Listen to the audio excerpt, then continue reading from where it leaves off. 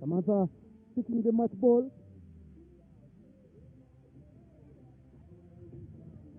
Samantha, tell us, what's your decision to bowl first?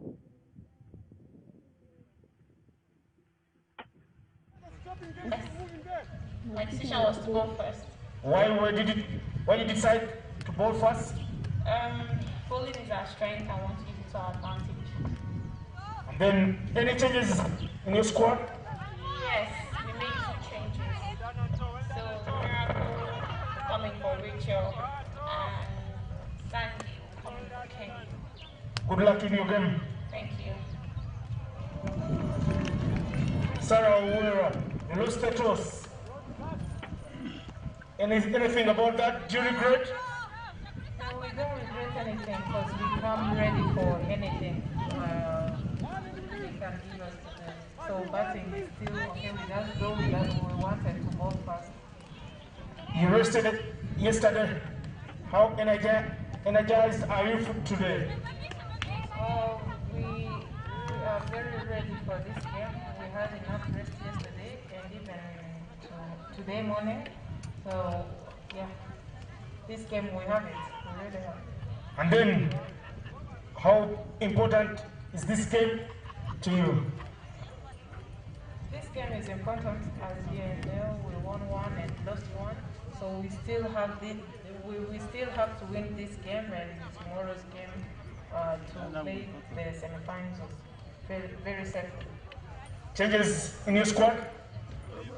We brought in Josiane. We rest Immaculate Muhawenimana for tomorrow's game, and Delphine, one of our opening batters, we brought her in to give a chance to show her batting off.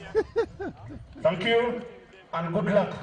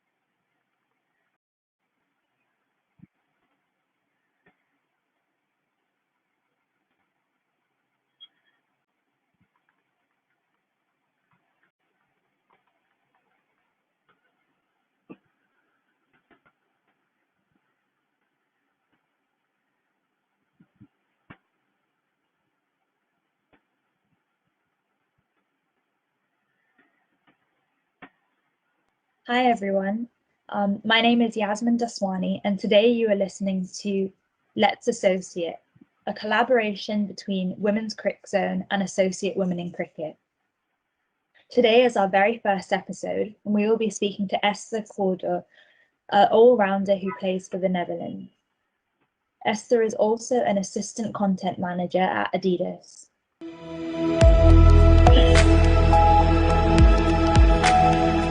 Thanks. And Esther, could you let us know how you started playing? So how did you start playing cricket?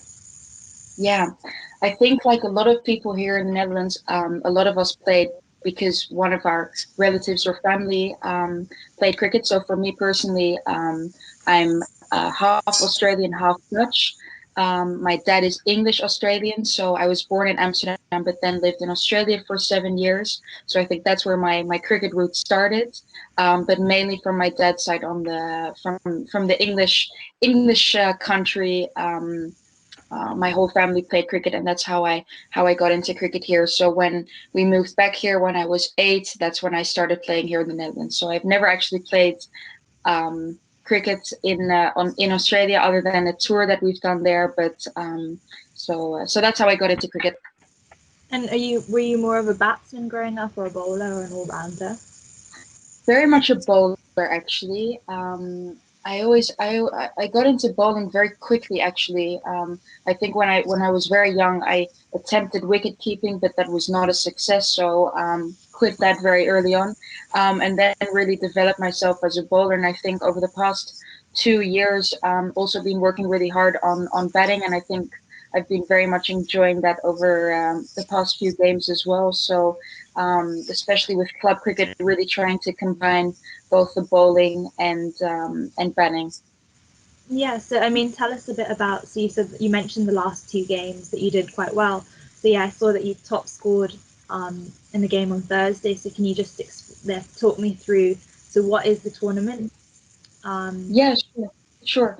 Well, what we have at the moment is we have the hoofdklasse here in the Netherlands. We've got 5 teams competing, which is a 40 over competition. Which is really, really great because I think we all very much enjoy the longer format of the game. It really gives you the opportunity to give yourself some time to score runs. So for 2 games, I actually score one game 20 and one game 18, which I don't score a lot of runs normally, so I was very pleased. And it was really good. I think 40 overs suited me very well in allowing myself a lot of time to get in and to see the ball and to then also score some runs. So I think that's really good. I think the longer format suits my batting style a lot better. So I was able to score some runs as well. So I think the batting has been really good. A lot of the girls have been working very, very hard on the batting. So in the same game, Abette Lede scored a 97, which was really, really good to see. I think everyone enjoys within the Netherlands if other players are doing well as well. So yeah, really good to see. And so how many teams are there in the tournament? What's the structure of it? Is it a knockout game, or is it a round robin tournament? Is it just 2 teams? Yeah, no, it's 5 teams competing. At the moment, we play each other 2 times. Yeah, do I say that correctly? Yes, we do. So each team plays each other twice, and then so no knockout rounds or anything like that. It's just the team scoring the most points. So a win is 4 points. And a tie is 1 point. So that's where it gets interesting because we've got a lot of rain here in the Netherlands. So some teams have been unfortunate that to just take away the 1 point. So it will definitely get really exciting at the end. I think this format is really good because we have a lot less teams competing at the moment. All teams are really equally strong, I would say, comparing to maybe some other years where the level has been very much different, not equal. And this year we can really see because some of the players who didn't get the opportunity to play with their team because they didn't have enough people to participate, which is a shame. So we can see that some of the teams that now have some really strong players, so making the playing field a lot more equal and the games being a lot more exciting. So I think that's that's so good for the Dutch cricket. I think it's a shame that it's only 5 teams. It would be so good if we can get more teams for sure. But having five teams is already really good, and having really exciting games is so good. So really happy. And you mentioned that there are a lot of young players coming through. So can you name a few? Who do you think's the new upcoming talent for the Netherlands? Oh, good question. I do think what's really good about the Dutch setup is that what I always really like is if you can get 1 or 2 younger players to come through with the team who can then play some games, build some confidence, and really do well. So I think that's super important to focus on within the Dutch setup, that you have that young teams, young players who can come through, but still a steady base from the team, so that they can really learn and develop. Let me think of a name. I think at the moment, Merel Dekeling, who plays for Quick as well, I think she has a lot of talent, works super hard for it. I think that's really good to see. What we're seeing now is the younger girls are getting that opportunity, so also maybe more of the drive for them to to want to play with the older girls. I think that's so good. If I look at when I was younger, I think the what I looked up at most was the older players who were doing well, and that you can you feel part of the team and you want to play with them. I think that's so important for girls cricket, is that you have people to look up to, who you admire, who are doing well. So if we can keep that would be amazing. And so who is that person, or who are those people for you when you were growing up? For me, for sure, Helmine Rambaldo and Denise. Those were the two. When I started playing with the Dutch cricket, they were both still playing. Denise was still captain, and just the drive, the effort, the way they played cricket, I just very much admired and really looked up to them. I still play with Helmine at the moment. And I absolutely love it. Just the amount of knowledge that they have is always so interesting to hear, the way they look at the game, but also the tours that we have had together, I think are unforgettable, and so important for a team to have those older players who girls can really look up to. I think that's crucial to the game. Mm-hmm. No, definitely. And so what do you enjoy most about cricket?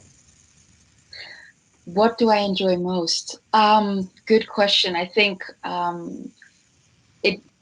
I've really thought about it over the past year, because I think it becomes much more difficult for girls when they start working full time and really have to juggle work with cricket, which takes up a lot of time. And I think that's really the moment that you realize how much you actually do love the game, because you put that time and effort to do it. I think the teammates who I've played with for so many years, the friendships that you have, the tours that are unforgettable, just the experience you have together is I think cricket is one of the sports that really brings that harmonized group together. But also yesterday we had a lot of rain, and you're waiting in the changing room, and just the vibe of, oh, it's raining, but still just being together. I think that's so special. And then just the game itself is I love it. The mind game that you constantly play with yourself, with the batter, or with the bowler. It's an individual game, but still together, which I think really suits me. So yeah, just love the game. And so what are the biggest challenges for you of being a semi-professional cricketer, and trying to compete at an international level? Yeah, good question. What I struggle with a lot of the time. For me, it's definitely combining work life with cricket life. So working full time, but still finding the time to train 4 times a week, and then having a game. I think that's really a balance, working together with the coach, but also with working, trying to find that balance. So I think at the moment, if there would be one thing that I could change in the Dutch cricket, is that we can get some contracted players, so that you can retain your older players, because at the moment we see that we lose those senior players once they get into the working life, and you can't balance that anymore. That we lose those people, which is a shame, of course, because that means you can't retain your team. So if there would be one thing I could change, that would be it. Yeah. Okay. And what are your goals for the year ahead? So we have, unfortunately, our qualifiers for the 50 overs got postponed again. We were going to play in Sri Lanka. That got postponed. So hopefully that can go ahead maybe this year, but you don't know with COVID. But we also have, with the Dutch team, a competition in Scotland in August, which will be really good. So hopefully we can get some. I think at the moment our goal should be playing a lot of games and looking at to win every game, which would be super important. I think over the past few months with the new coach, we've put in a lot of a lot of time, because the opportunity was there. So I think on the Dutch team, we've made such huge improvements. On club level, I hope we can win the competition with Quick.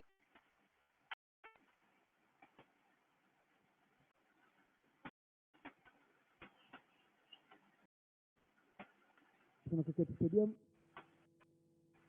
Match day number 4, game number 8, Rwanda versus Nigeria. The umpires that will be standing in is Olivier Ntangishaka and Jackson Zaisenga, both from Rwanda. The third umpire of the day is also from Rwanda, Mr. Vicky Prajapati. But to get before the anthems, let's observe a moment of silence for the victims of the 1994 genocide against the Tutsi.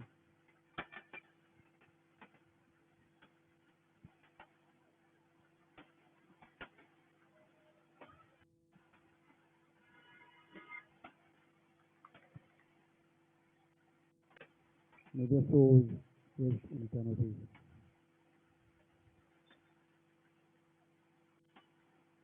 The fixture reads Rwanda versus Nigeria, and they can only be one home team. So we'll start with the Nigerian anthem.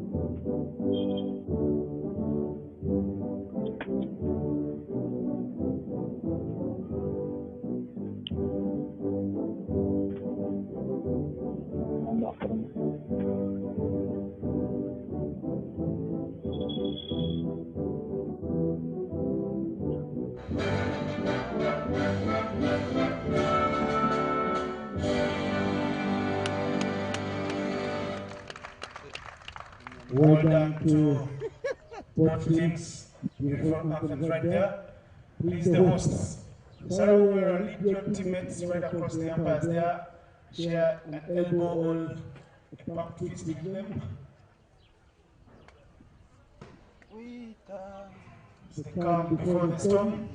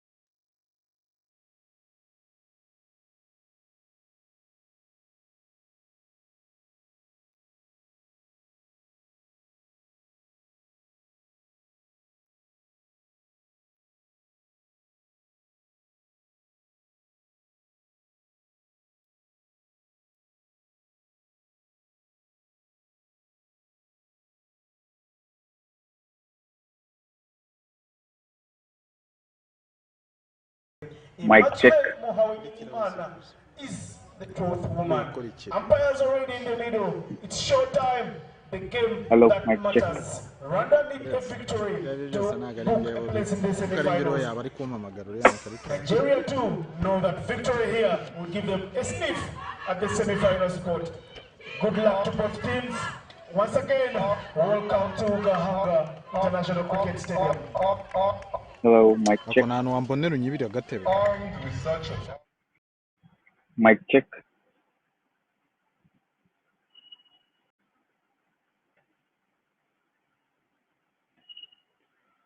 Right, hello and welcome to Women's Cricket Zone's coverage of Match 8 of the Kwibuka T20 Tournament. The host Rwanda are back in action after a long time and they take on Nigeria in this mid-table clash. Both teams have played 2 matches each so far. Rwanda have a win and a loss, while Nigeria are yet to taste some success in this format, in this tournament. Samantha Agazuma, the skipper of Nigeria, won the toss and opted to bowl first. They'll be chasing a total yet again. Well, Rwanda will bat first.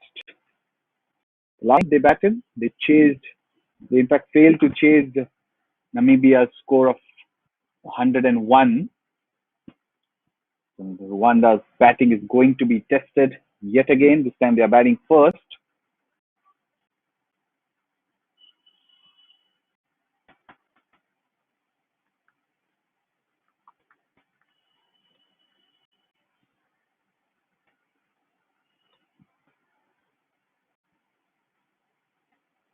And I have with me, as usual, my company in the com box, Ananya Upendran. Welcome, Ananya, for this match 8 mid-table clash.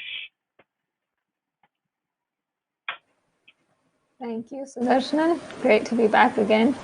This is going to be an important game for both teams. Both teams have made a couple of changes in their 11s, so it will be important for Nigeria to get on if they want to have any hopes of reaching that semi-final. And for Rwanda as hosts, they will be keen to make a mark on this tournament. They haven't quite yet been able to get to the title clash, that will be something they are keen.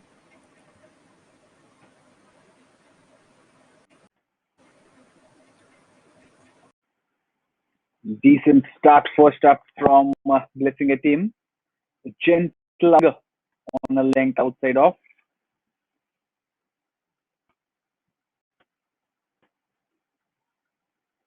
Was one of the more important players in the Nigerian lineup, Blessing a team.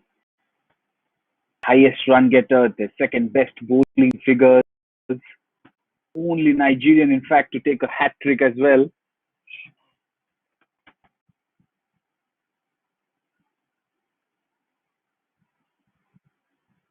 And it's a quick single to get off the mark for Rwanda.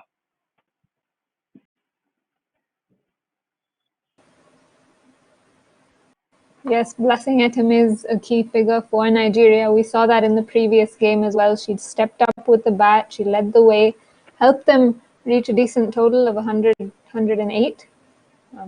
So Nigeria will be hoping that she can step up with the ball, get a few early wickets, expose Rwandan middle order.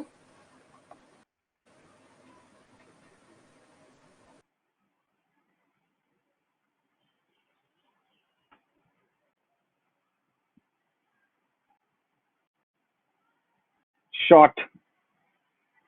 She's driven it nicely through mid wicket, and that will be the first boundary of this clash.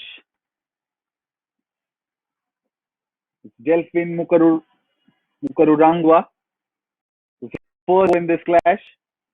She's of course come in this game. This is the first match tournament.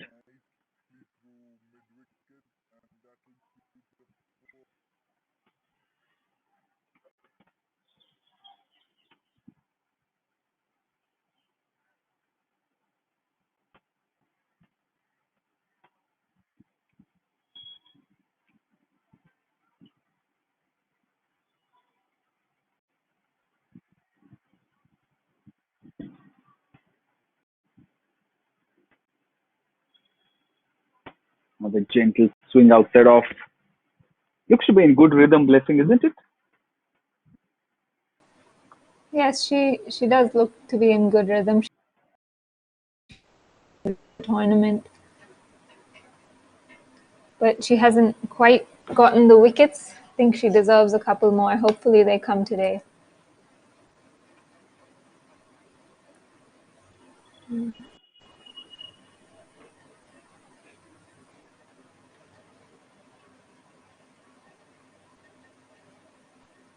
It's getting the ball to move quite nicely in the air.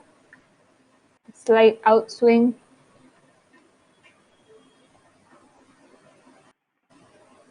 Nigeria are attacking early with a slip. Good sign.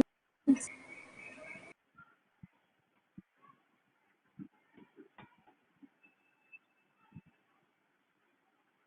cuts this nicely once again, finds the gap. Won't have the legs to go to the fence, but will get a couple of runs as favor Isigbe. Isigbe chases it down. 2 more to the tally. 7 without loss after the first over, Rwanda.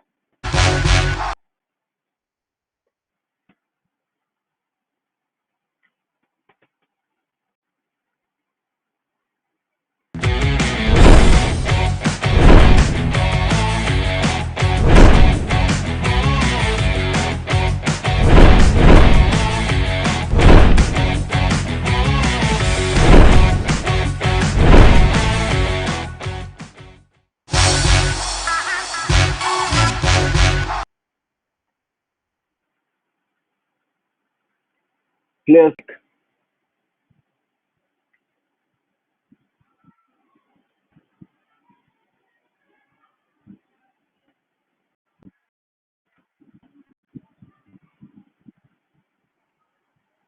Gentle dibbly dobby. Oh, that should have been just one at the most.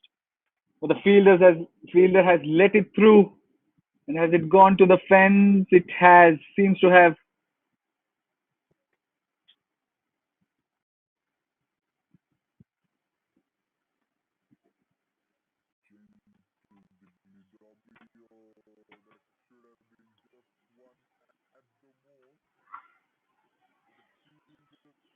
Miracle Imimoli seems to be the fielder there. We got a couple. It's not a boundary, but should have been just one. 9 without loss.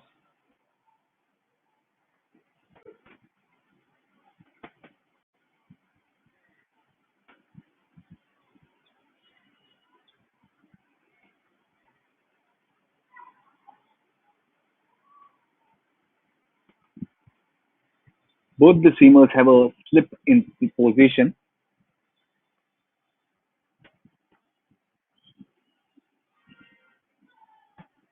That's right back.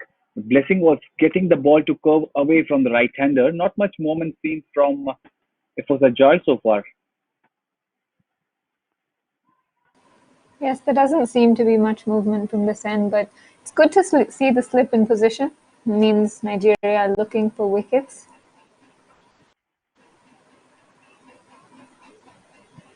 It's good work there from Samantha Agazuma at extra cover.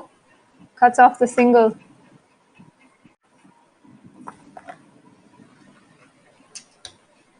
But I think for someone like Efosa Joy, probably a short cover, something that Kenya have employed, is a better option.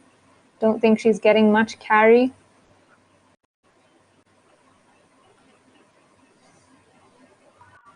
Better work from mid-off.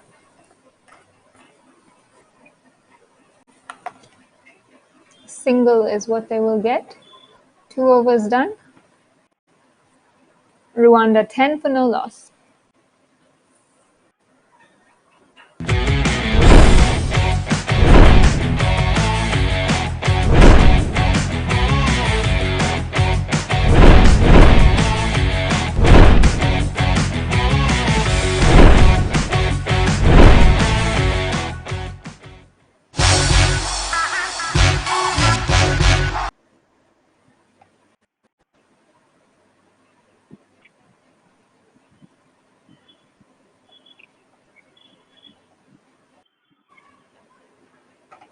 Without loss after 2. Nigeria setting a strong offside field. Slip in position. There's a third man as well. Blessing attempt will continue.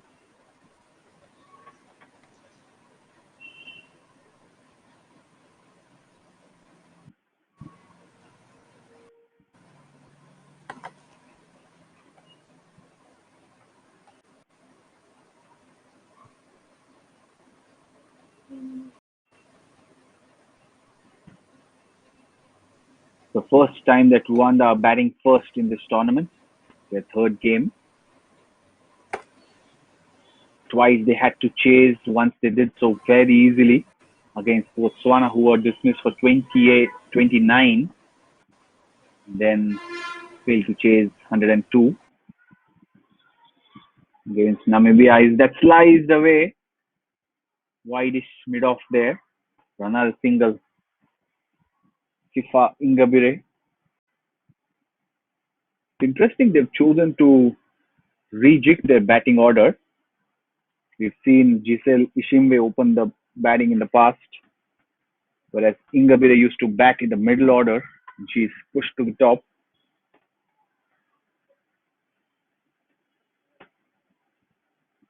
That's nicely hit. You'll only get a single, but there's slight misfield from Miracle Imimol, which means they get back for 2. What do you think of this field setting and the attack well wide outside off? I think it's a good field if she's going to bowl that line wide outside off stump. They need a third in place if she's going to attack that outside off stump line for just those edges. Plus, she's getting the ball to move away as well.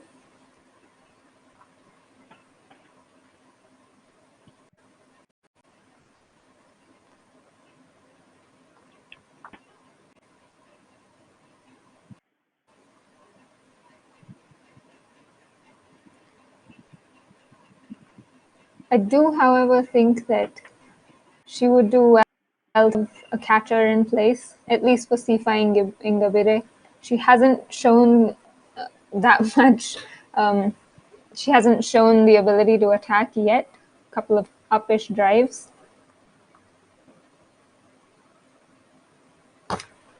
And with the pace at which Blessing Atom is bowling, I think a would be a good position. She's bowling a good length as well.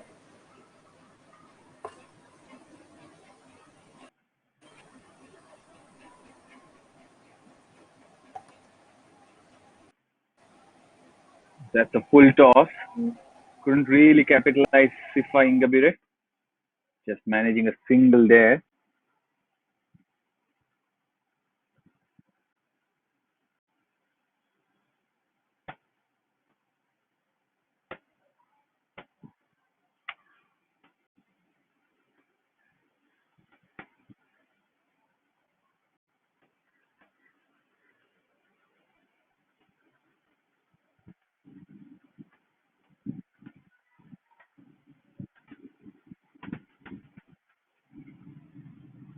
Another quiet over gone by. 3 overs gone. 16 without loss.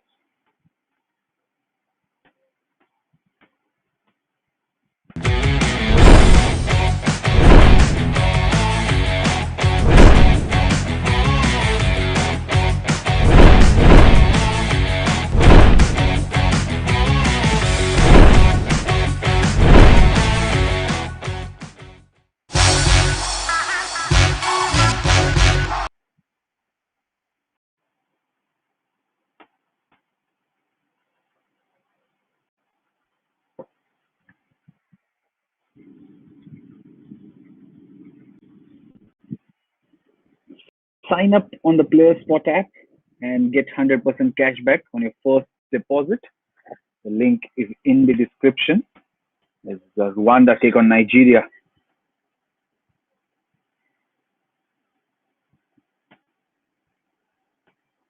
Calmly pushed back. Delphine Mukarurangwa, who's been brought into the 11 in this game. She idolizes Tammy Beaumont. But the attacking instincts seem to be absent yet.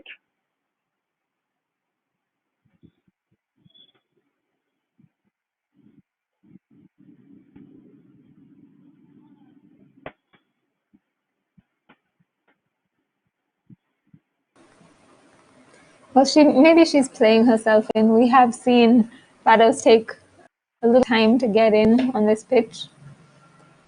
So maybe she's trying to build a little bit of an innings like Tammy Beaumont there.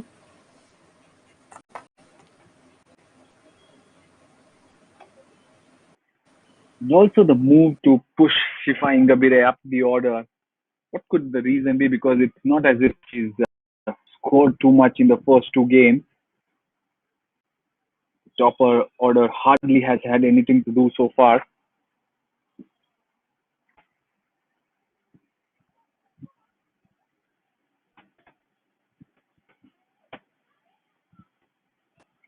Looking at Sifa Ingabire's position previously, she is a lower middle order player.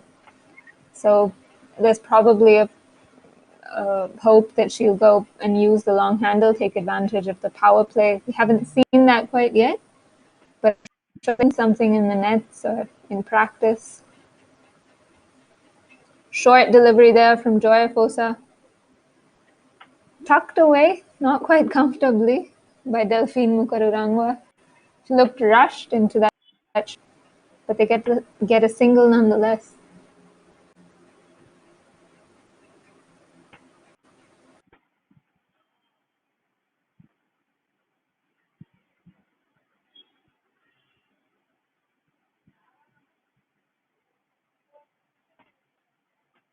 Very quiet start. 4 overs gone already. 18 without loss. Just 1-4 so far.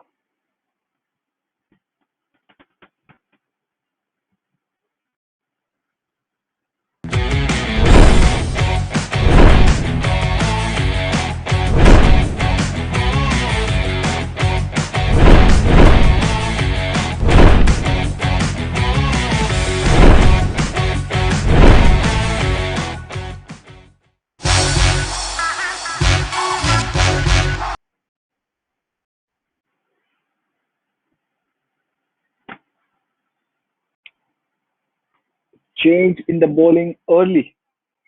Favor Esigby. The off spinner has been brought up.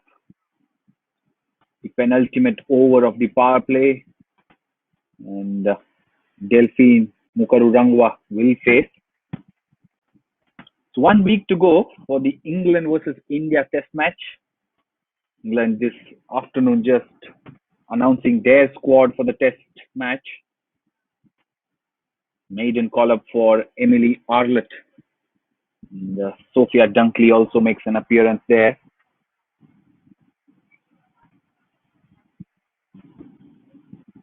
Remember to tune in to Women's Cricket Zone. We will have the coverage for that series as well on the Outside View Live. On all test match days, we'll be previewing the clash next Monday, which is 14th of June. Our panel of experts. And we'll have a bit of fun as well. We'll come to you live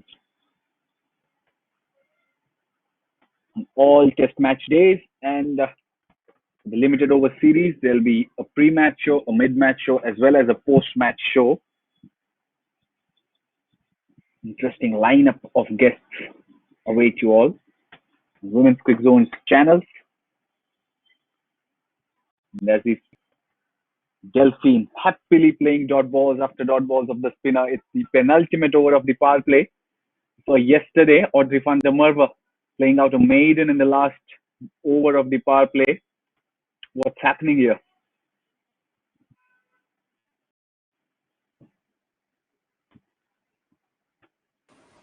Well, we are seeing Favor Esigbe just float the ball up.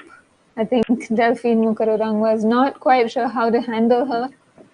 We spoke to Mark Coles earlier today about how to play very slow spinners.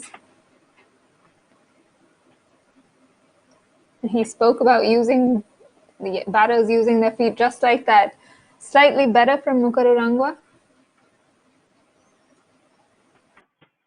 Still no run off this over.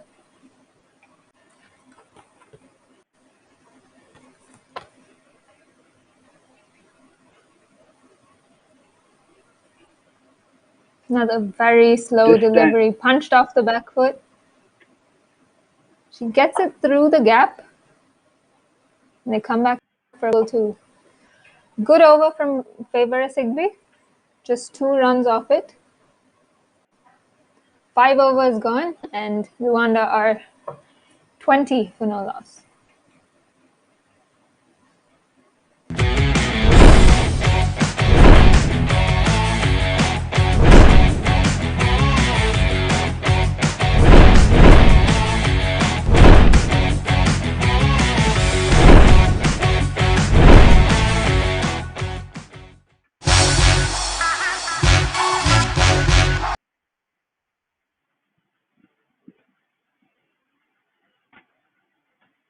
Make a match-winning team and win up to ₹5 crores every day on the Players Spot Fantasy app. You can download the app from the link given in the description. As another change in the bowling, Mary Desmond to bowl the last over of the power play. Sifa Ingabire will take strike. Looking at Mukarurangwa, I'm reminded of West Indies' Deandra Doughton. Not much follow through, not much footwork. She just seems to take her bat after sighting the ball, almost follows the path of the ball.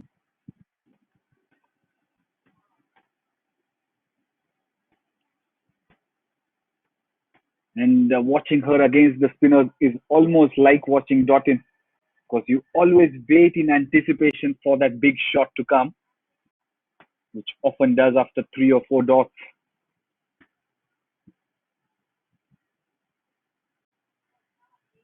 There was some confusion.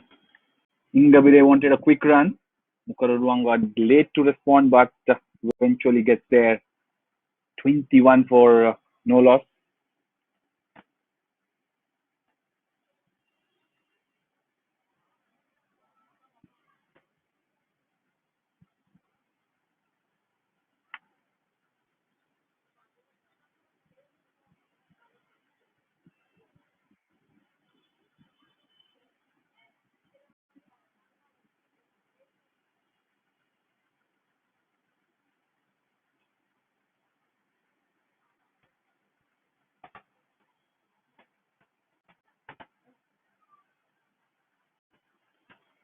It will be strange to see a quiet start from the hosts. You'd expect them to know the surface better, the conditions better. Because remember, they are the hosts. Matches are in Kigali.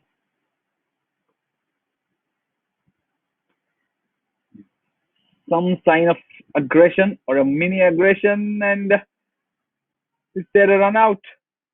She's missed it. I think it's Salome Sunday. She had 3 stumps to aim. Looking at her reaction, I think it's a sheepish smile after missing the bullseye.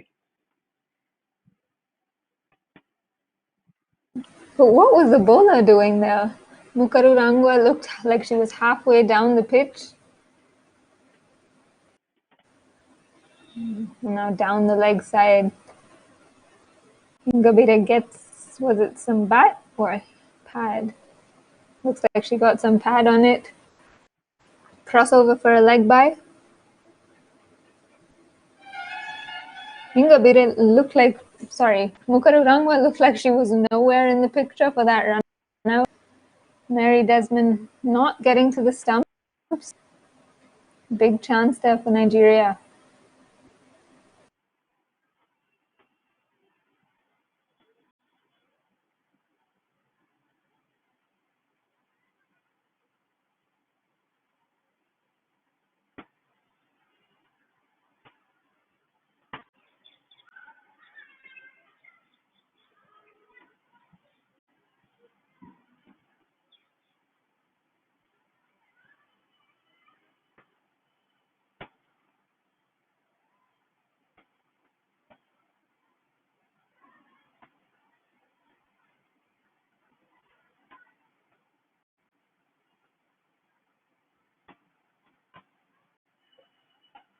Right, the power play is done and dusted. 24 without loss, Rwanda.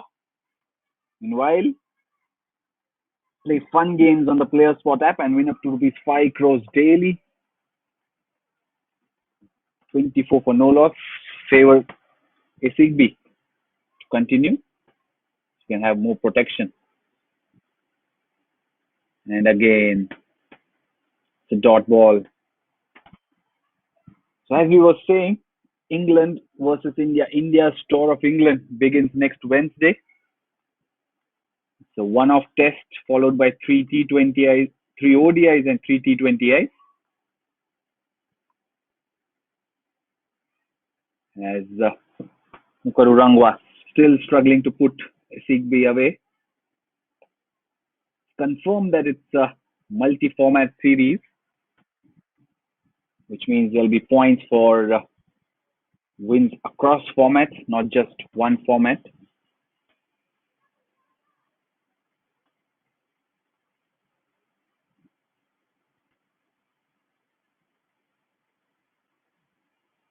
As Mukarurangwa struggles to get the ball away. Your thoughts on that multi-format system, Ananya?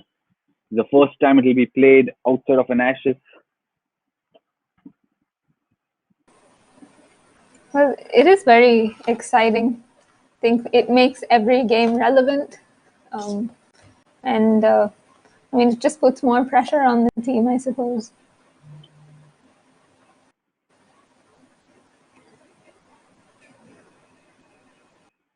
Puts more pressure on the teams. Every game becomes relevant result. I think the test match, we know how much pressure test matches come with.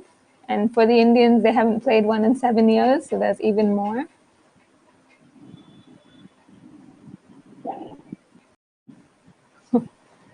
Was that a chance? It seems to have just evaded the slip. Mukarurangwa really struggling against Isigbi here. She's got her tied in knots. What about the multi-forties? I think it just there's more emphasis on all the formats. I think going into this series, everyone was talking more about the test match, of course, because it is India's first in 7 years. We'll get back to that later. Looks like that's a maiden from Favour Isigbi. 7 overs gone. Rwanda 24 for no loss.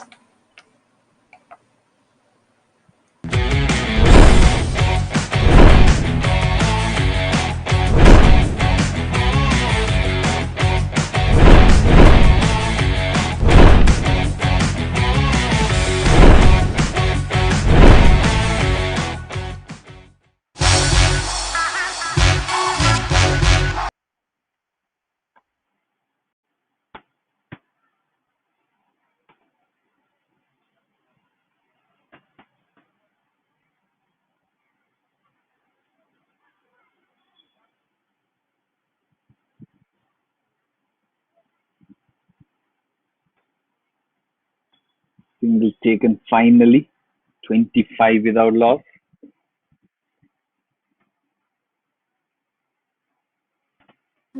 Rwanda seem to be working in singles here.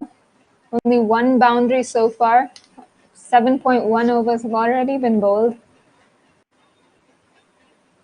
And Nigeria have kept the field in. It's great to see them continuing to attack.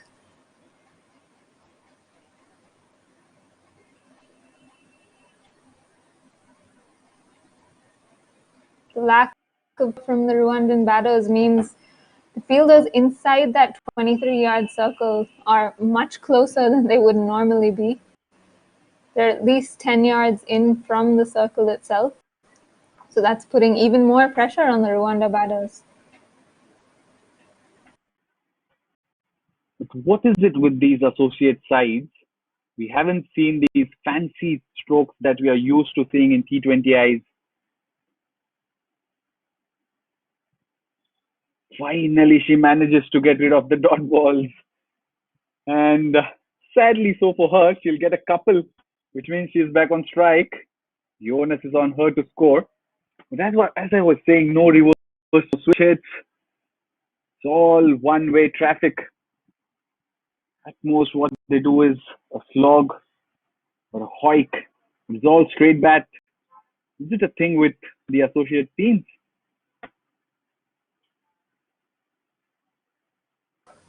Well, I'm not sure. I think, look, when most of these associate teams, as we know, are amateurs, so they don't get to practice as much. Short ball there, cut away. Brilliant catch there. I think it's Blessing Etim at point. Fantastic catch from her. Mukarurangwa's vigil at the crease finally ends. Mary Desmond with a wicket that Favour Asigbe probably deserved more. But a wicket nonetheless for Nigeria.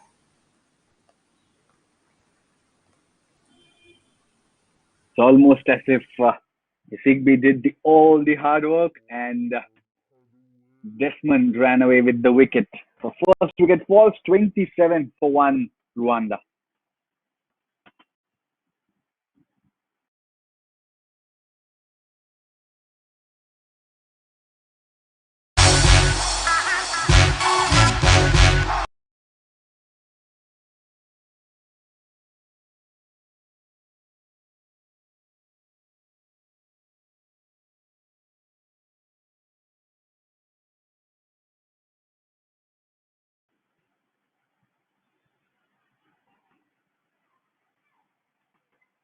Henriette Ishimwe walks in at the fall of that first wicket.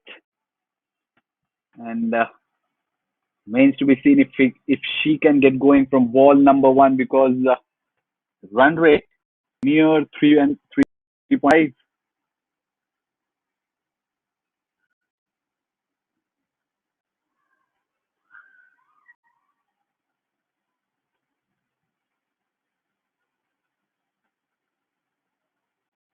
That concludes the over. 8 overs done. 27 for 1.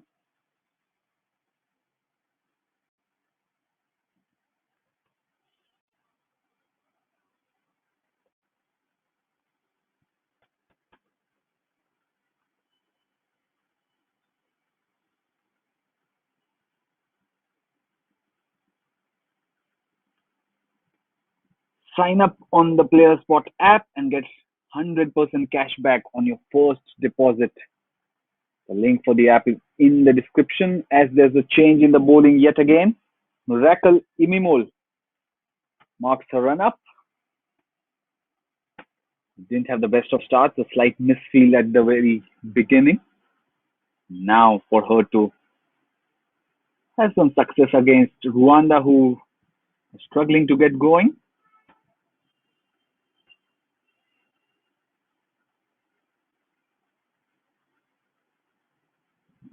She is on debut, T20 debut for her.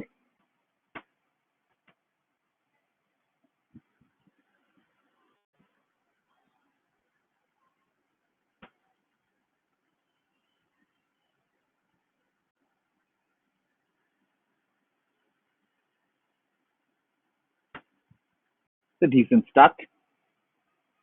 That run up is so close to the umpire, to almost elbow him. It's also similar, I mean, it's first look, it's similar to England men's cricketer Jofra Archer.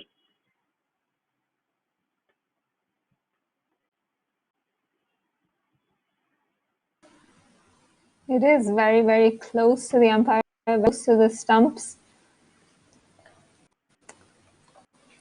He would be happy with the kind of success Jofra Archer has had early in his international career. Seems to be almost running in from behind the umpire. Strong shot down the ground. Little bit of a misfield, but the long on fielder cleans up. Henriette Ishimwe will get only a single.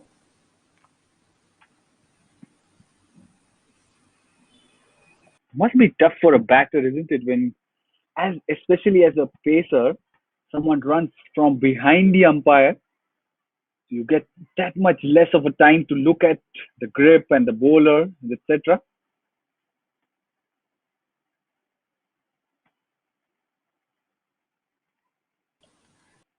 Yes, that's very, very true. It actually reminds me of Niranjana Nagarajan, who now, her run-up now is very, very, but there was a time where she was bowling from around the wicket. So she was coming in from literally behind the umpire. And for a large amount of time, I could not see her when I was batting. Comedy of errors there. The keeper misses it, tries to hit the stumps, almost hits the batter.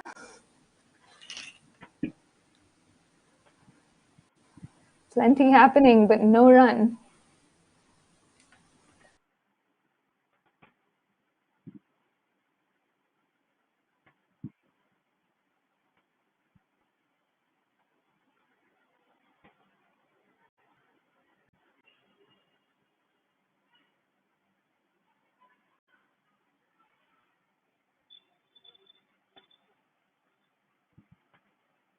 A good shot over the infield. But then how do you adjust getting used to looking at the ball and the bowler a bit later than you are used to doing? Well, I didn't manage very well. I didn't manage to score any runs off her, if memory serves me correctly.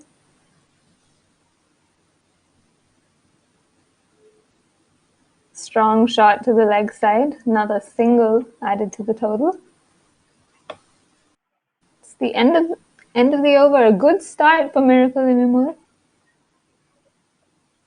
Rwanda now 9 overs gone, 34 for 1.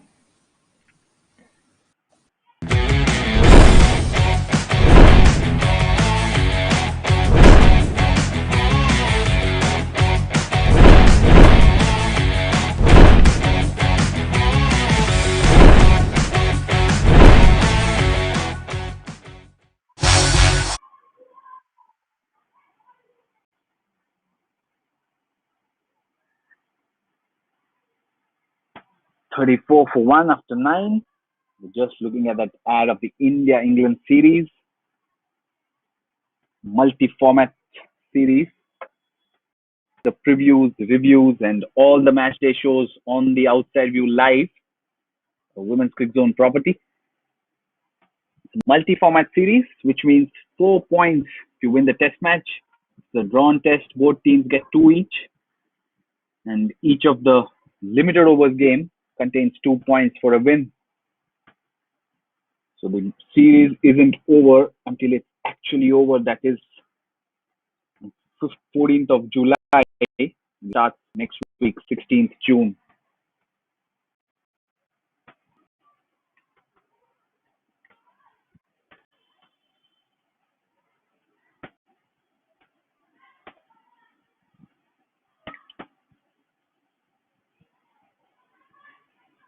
Maybe Desmond continues, being hit through the covers. Sifa Ingabire, the move to push her up so far seems to have worked because she's on 11 of 23. In fact, she strike now as we speak, 11 of 23.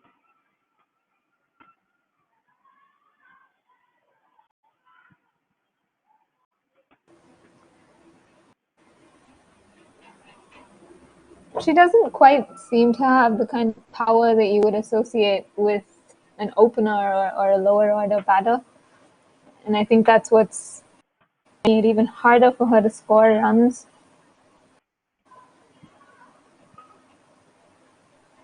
Oh, and that's a drop catch there. Skipper Samantha Agazuma had almost placed herself perfectly. It's still mid-on. The ball bursts through her hands. Sifa Ingabire comes wicket, looking to take Mary Desmond over the top. Barely gets any of the ball, just chips it, and it bursts through Samantha Agazuma's hands. Looks like she got it late.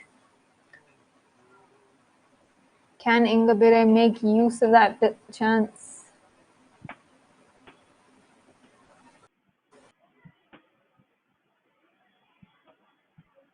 Very smart field setting because Samantha Agazuma knows that she would look to go big. She placed herself correctly, couldn't capitalize. The good shot by Ishimwe through the offside, through covers. Finally gets a boundary. Ishimwe Henriette creams it nicely through covers.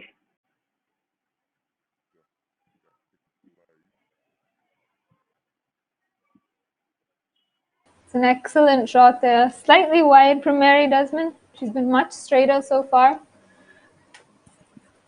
And Henriette Ishimwe makes full use of that width.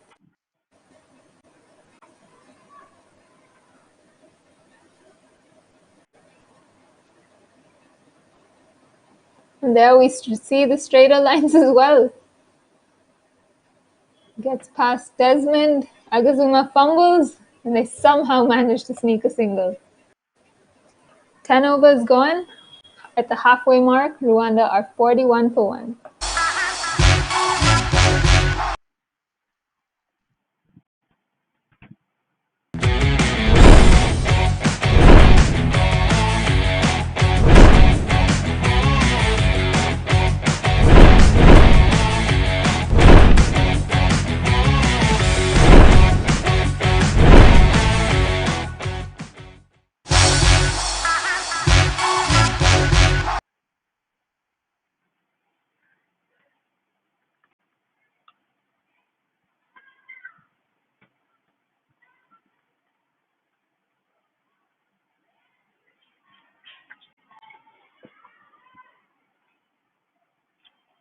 Ten overs, 41 for 1.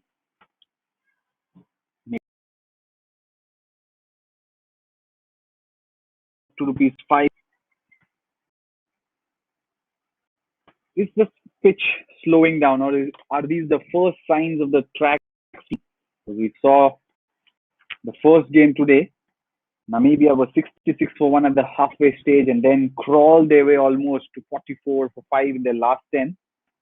And then Kenya's batting also crumbled. So are these the first signs that the track is starting to slow down? It is very possible. This is the 8th game on the same surface. So there is going to be a fair bit of, maybe not wear and tear, but it's been used a lot.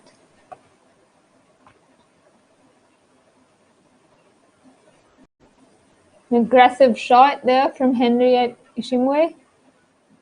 Ball's just short of long on. They get a single.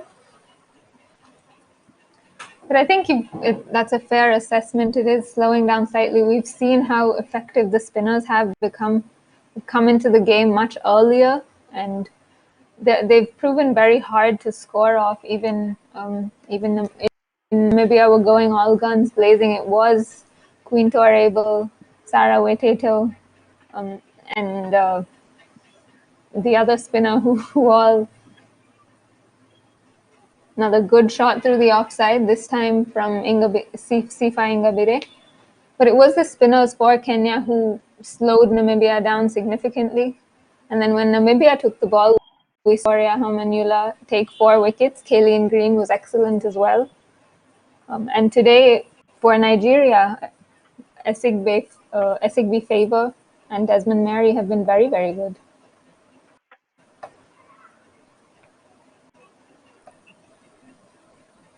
See what we were talking about having troubles sighting the fast bowler late, but after 9 balls, she's already gone for 9.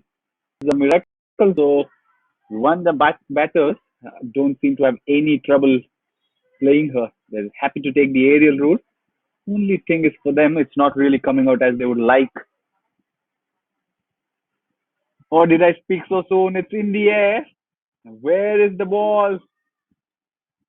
Not straight to the fielder, but it's only for a single.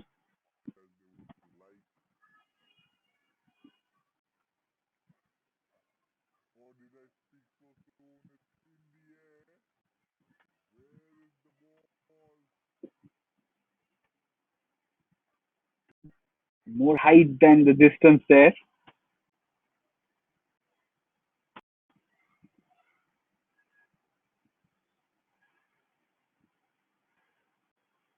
They seem to be looking comfortable against pace. And of all the seamers, Mira seems to be a bit quicker. Looking at the way the ball's shooting off the bat and off her hand as well.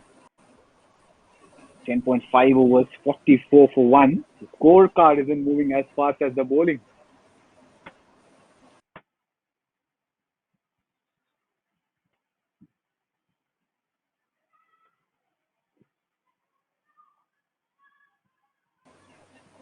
Another single to end the over. And Rwanda continue to crawl to 45 for 1 in 11 overs.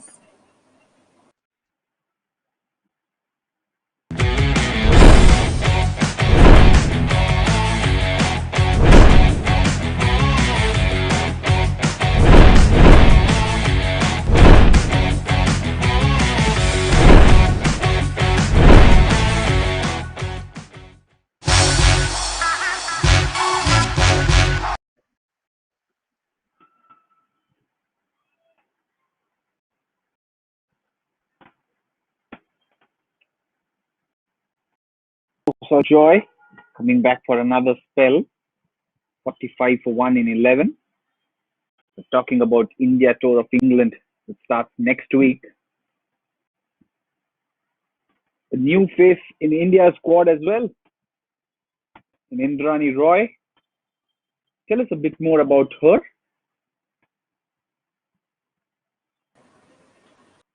Well, she had a breakthrough season this year. And Rani Roy, Jharkhand wicketkeeper batter, opening batter. I think she impressed everyone with her approach at the top of the order, came out and batted fearlessly.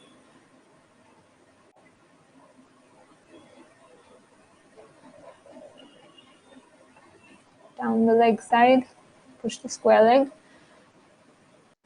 Yes, Indrani Roy, I think, impressed everyone with her approach at the top of the order. She was happy to take on the bowlers, make full use of the power play. It's not something you see quite often in domestic cricket in India. It is a slow process. It's changing very, very slowly, but Indrani Roy was someone who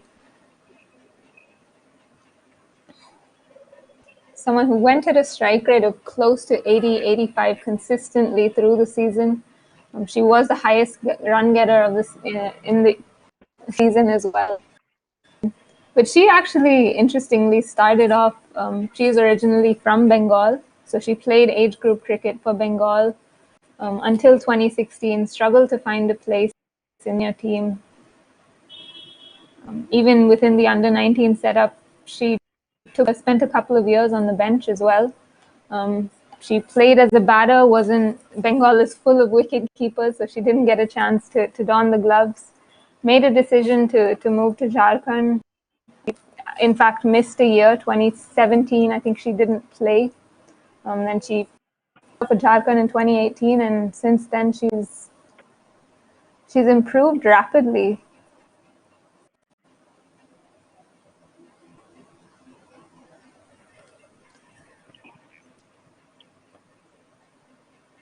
Another couple of runs there.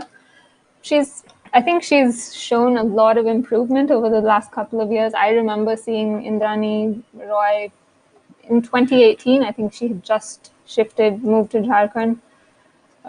You could see the promise there, but didn't get too many runs in her first season for them.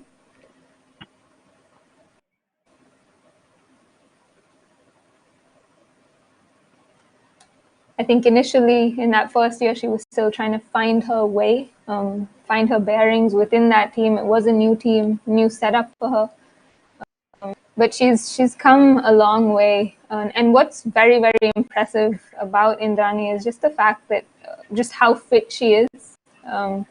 You generally think of domestic players, yes, they've worked a lot on their fitness, but remember, these aren't professional players.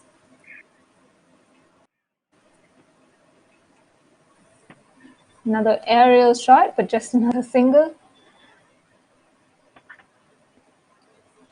Domestic players are not professionals, can't make a living off domestic cricket. So the fact that she's in so much time in her fitness, I think I was speaking to one of the squad members recently, and they said the same thing about Indrani, about how fit she is, and that's just a testament to the work that she's put in, not just into her skill set, but to improve her fitness as well. I hope she does get an opportunity. I think it will be hard to break into that Indian team. Seems there is one more delivery. I think it's for her to break into that Indian team. Tanya Bhatia has proven herself with the gloves. She's easily the best wicketkeeper batter in India.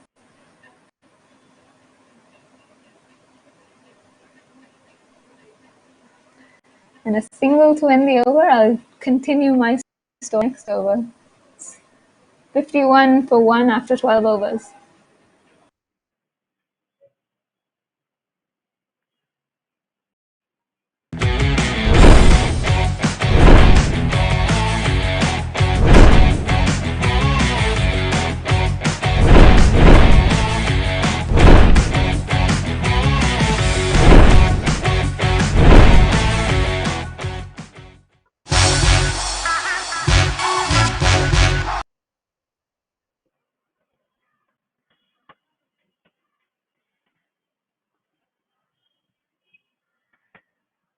Play fun games on the Player Spot app and win up to ₹5 crores daily. Hashtag Khela Kya. You can download the app from the link in the description. We're talking about the options India have in their squad for the tour of England, as Efosa Joy gets ready to bowl her last over. Rwanda 52 for 1. India have had a new pick in Indrani Roy, who's an attacking wicketkeeper batter.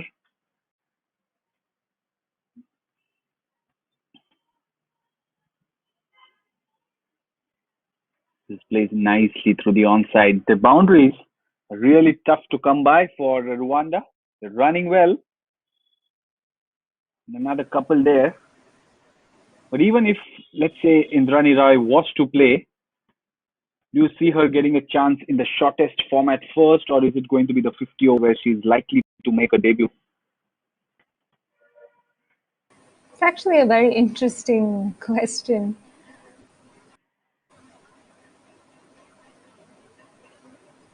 And that's uppish. I think it's dropped. That was Salome's backward point. Another chance gone. Nigeria not helping themselves field. Ingabire Sife backed away, played an uppish cut, was reaching for it. But Salome Sunday made a mess of it.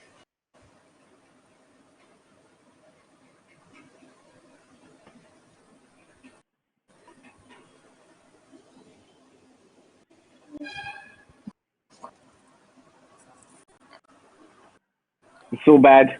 It was almost just a single because almost straight to the fielder, but a fumble and it's a couple.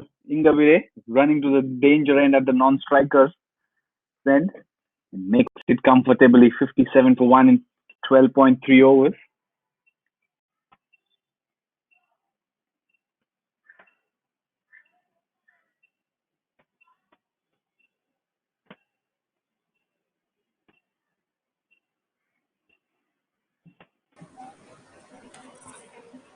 As Rwanda add another to the total. I think to a question, Indrani Roy's success has mostly been in one-day cricket, even the previous season. But what she's shown through her 50-over career is that she has the big shots, she has the power. But the thing for me is, if you look at that Indian top order, it would be very, very hard for her to slot into the top in either format.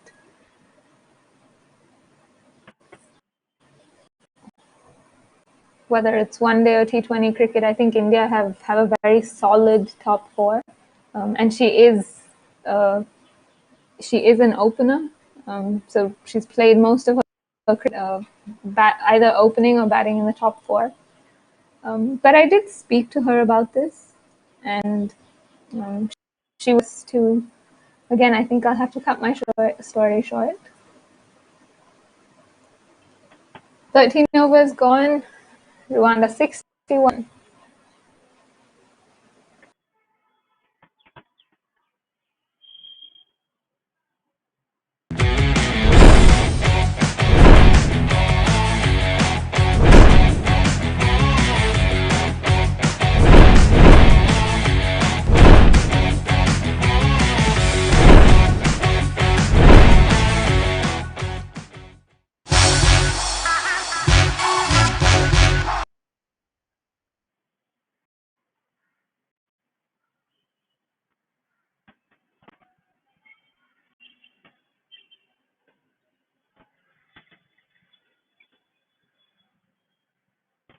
$61 for 1 after 13.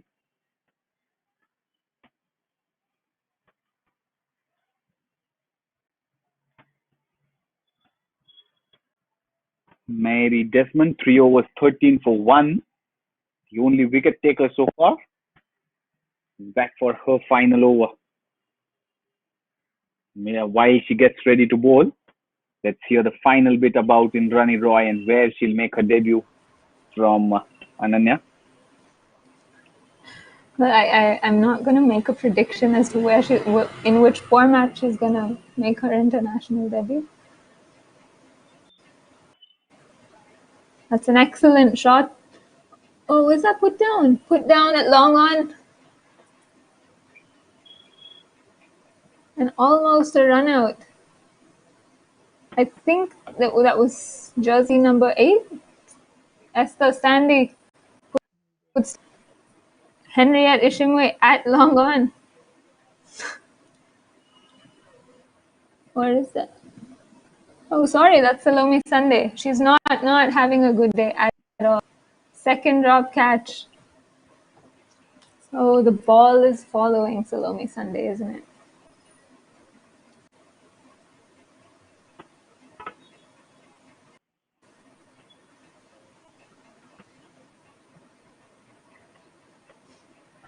Another single down to long on. I'm not going to make a prediction about Indrani Roy, which format, but I think she would fit in quite well into that ODI side, even if she plays as a batter. I think she has very good. I think she can slot into that middle order. And over the last years, we have seen that India are searching for number 6.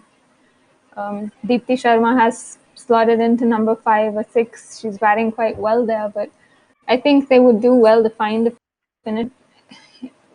Maybe not looking ahead to 2022, but I think 2025, with that larger vision, I probably think Indrani Roy would fit nicely into that middle order.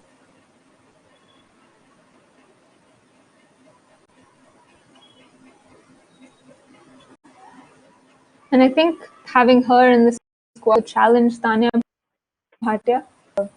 I think Bhatia is easily the best glove person, the best wicket keeper in India. She has the best hands, no doubt about that. And I think Indrani has worked a lot on her keeping. So it would be good to have someone to challenge Tanya in that regard. And help her improve. It would push them to improve. Just like Amy Jones has said, being Sarah Taylor's understudy has forced her to get better, to improve as much as she has.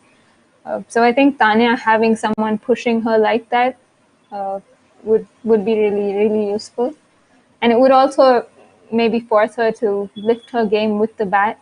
She hasn't been as consistent as she can be. So knowing that there is probably a more accomplished batter or someone with more runs under her belt who could potentially take her spot will definitely push her.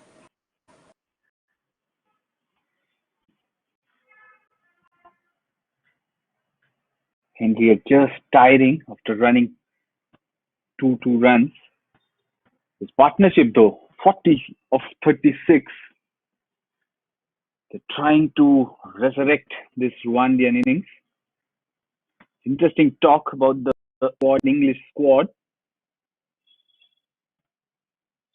as she misses the ball, misses everything. I think it misses Ishimwe's bat as well as the gloves of Igbobi and goes to the fence for 4. Has he been given runs? Not sure. Don't think I saw the umpire signal a bye. But nonetheless, Rwanda will be happy as they move 71 for 1 after 14 overs, 6 overs left. Remember to tune in to the Outside View Live. We'll be looking at the squads as well as the series.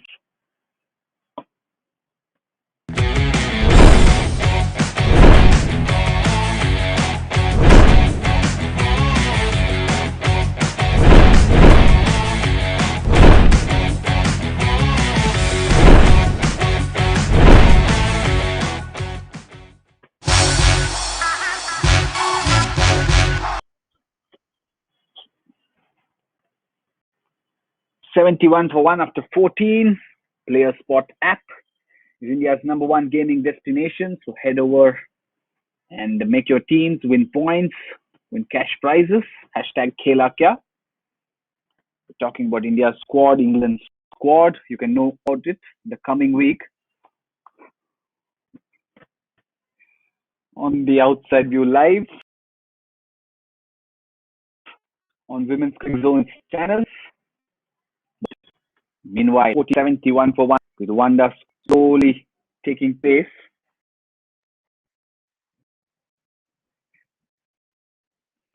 There were 40 overs at the 10 overs. They've scored 30 the last overs and 44 of 37. Anyway, just showing a lot of urgency, the running as well as showing the intent. And Sifa Ingabire, it's time for her to open up as well. 20 of 35 as Blessing Atim comes back on.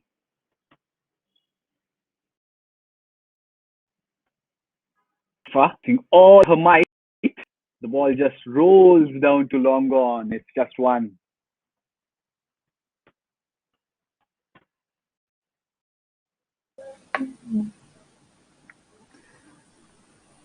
I'm not quite convinced by this field. I think neither of these batters have shown the power to be able to clear more than, say, 3/4 of the field. So to have a long off and a long on,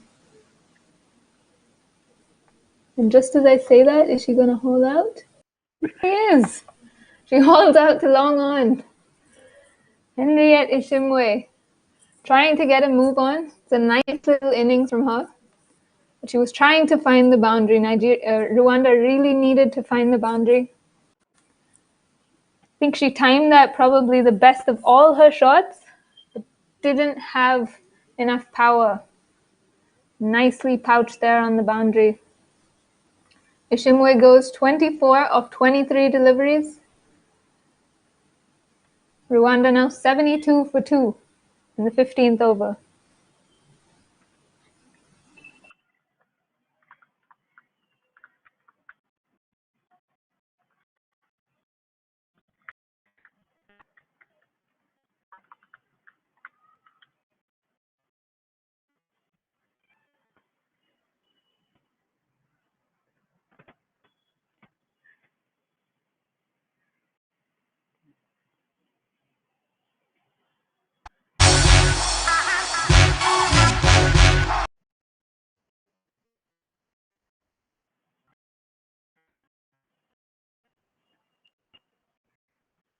Fun games on the Player Spot app and win up to ₹5 daily. #Katya out. The link is in the description. As Katya Wamahoro walks in at the fall of that second wicket. It was a good partnership, but it's broken now.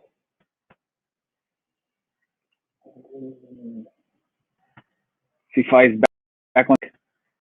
Nigeria will be happy with that wicket for a change, because he was the one who was injecting momentum into that innings. Are still there, and the runs are drying up yet again.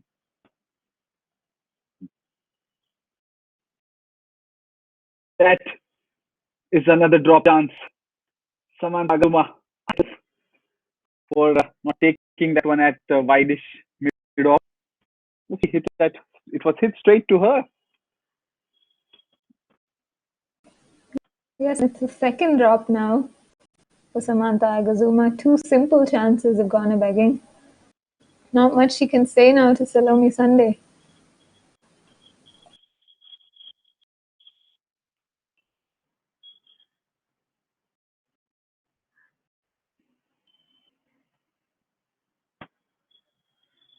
Once again, I'm trying to Rwanda Giselle Ishimwe up, but there's also Mary Diane Bimaini Mana, both of whom are known to bat in the top order, but not yet there in the middle.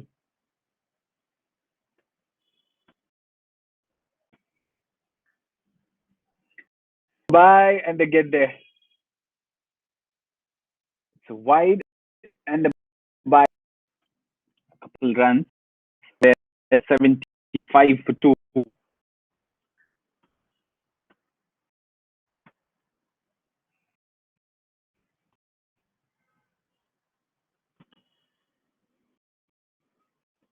Shot to the onside, and Miss Clement's tackle not doing anybody any favors with a misfade.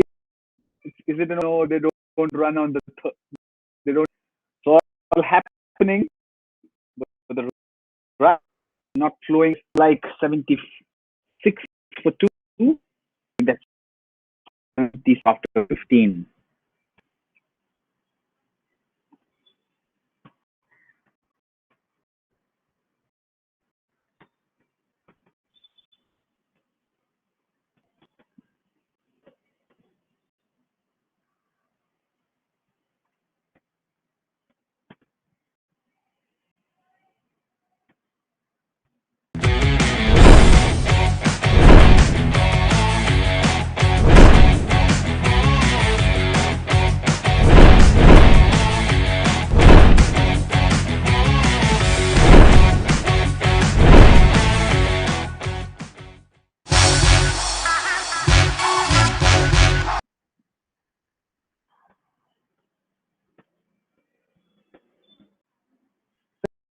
27 for 2. For Joy to bowl her last over. Likelihood tackle might bowl 2.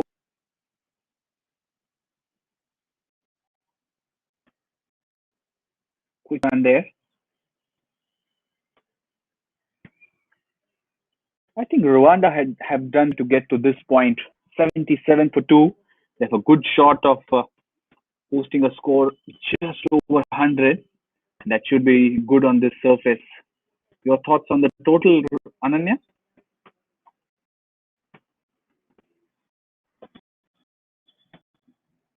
And as I speak, there's the wicket ball and as I strike.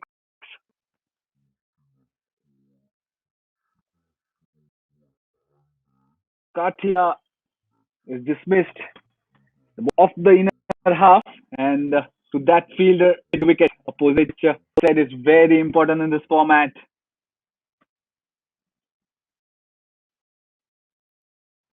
"78 for 3.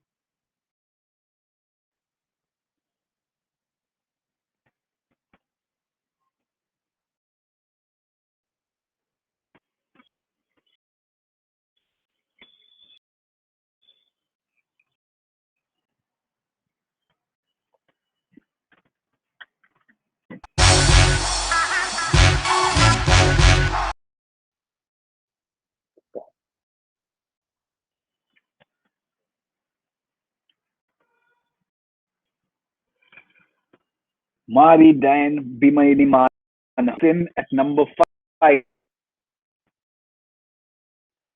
5 overs to go. 8 for 3 Rwanda. The target with.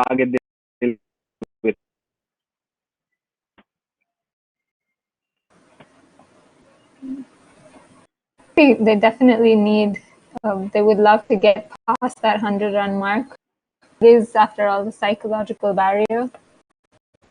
It will put a lot of pressure on Nigeria.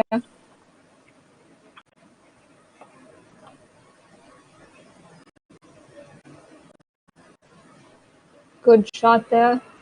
Brilliant work cover by Agazuma, saving a couple of runs.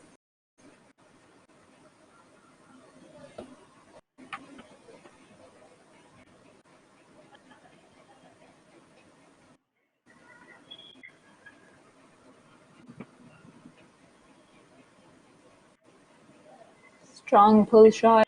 To get through for a single. Bimenyimana off the mark. Which is a more crucial position T20Is? Is it the mid wicket you think, or is it the backward point region?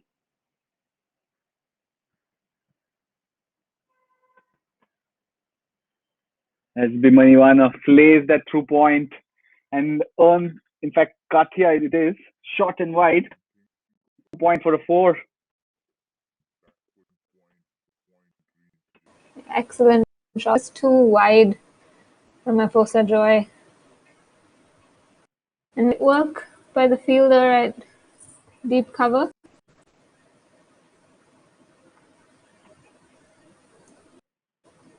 Rwanda now 16 overs, 83 for 3.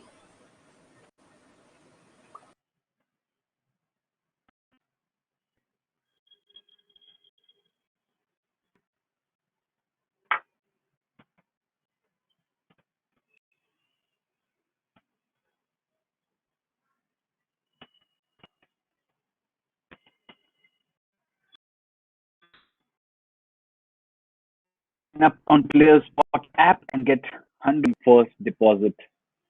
The link is in the description.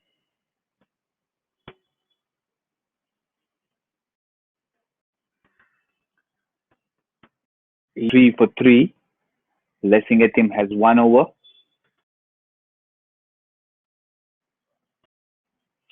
Is to bowl out, which means Miracle Imimol needs to bowl the 18th and 20th.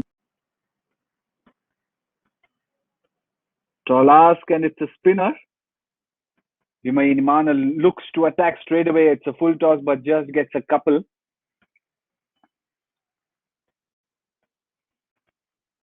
Mid wicket, one of the fielding positions that we were talking about. Mid wicket or point, which is more important in your view?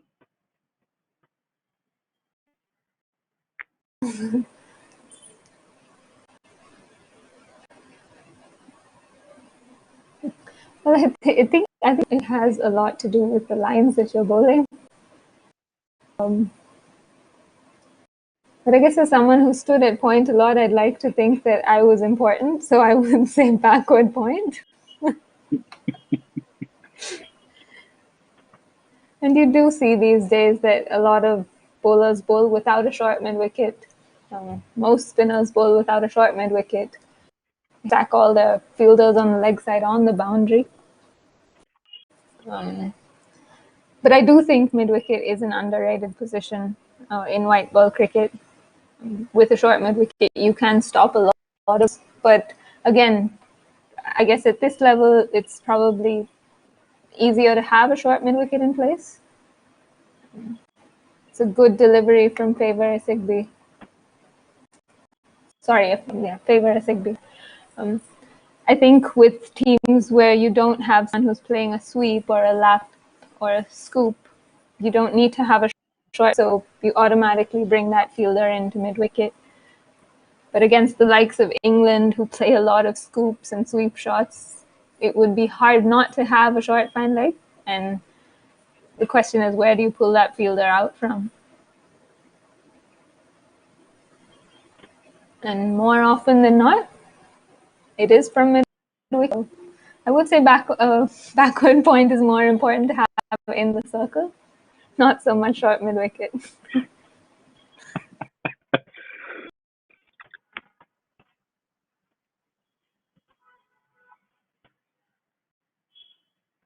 Sense where you're coming from.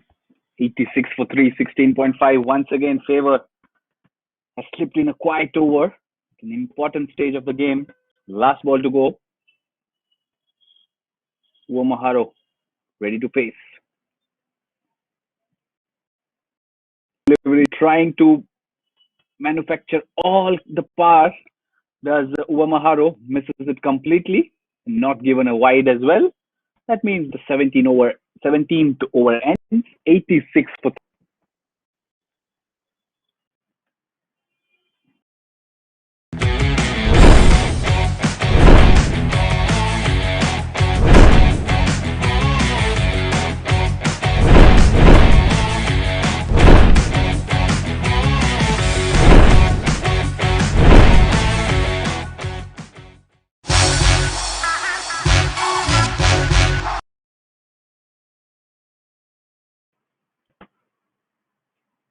Sign up on the Player Spot app and get 100% cash back on your first deposit. The link in the description. As we speak, Agatha Obulor introduced for the first time today, which means it probably might not be so that Miracle will bowl her 2 overs.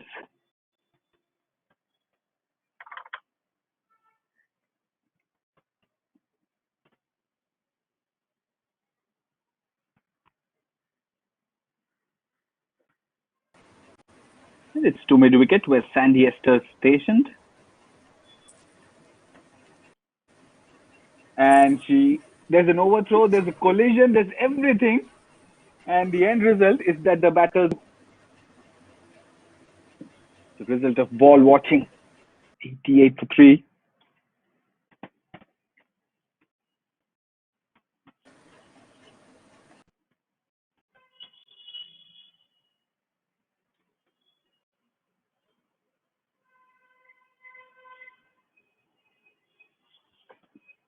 And again, a lot of work for Esther Sandy. Fumbles a bit.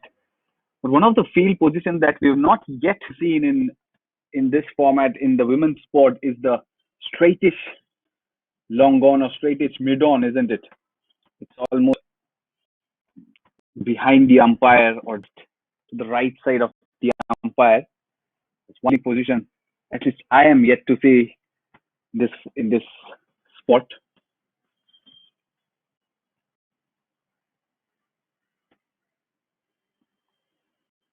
And the pads again worked away nicely. Chase to do, does well, the Omonye Asika, who will soon need to pad up. 89 for 3.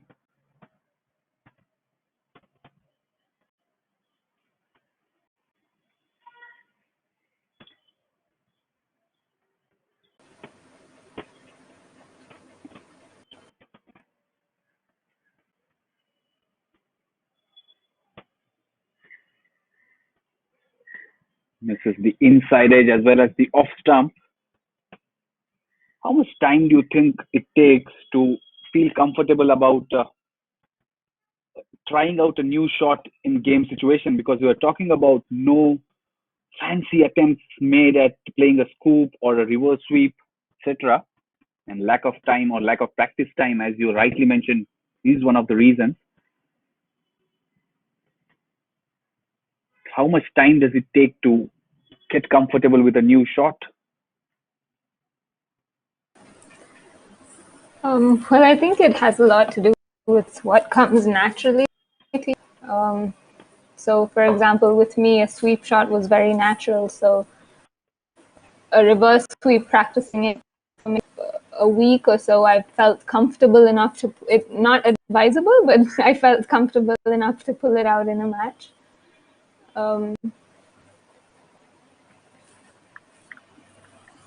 Good shot there. Just sneaks over the boundary. Bimenyimana managed.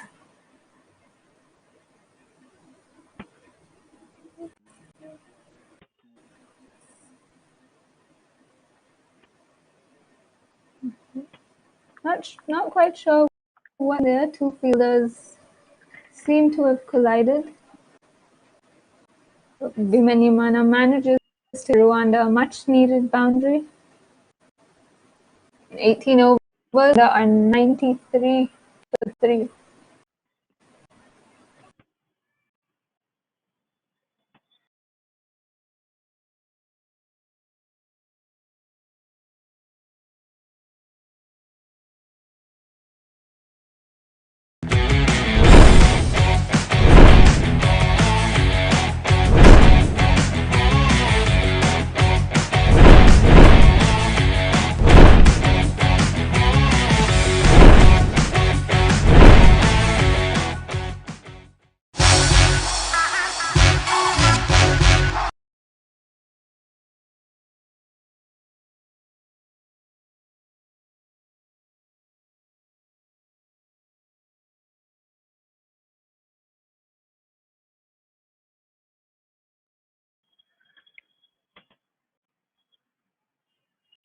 $94 for 3 in 18.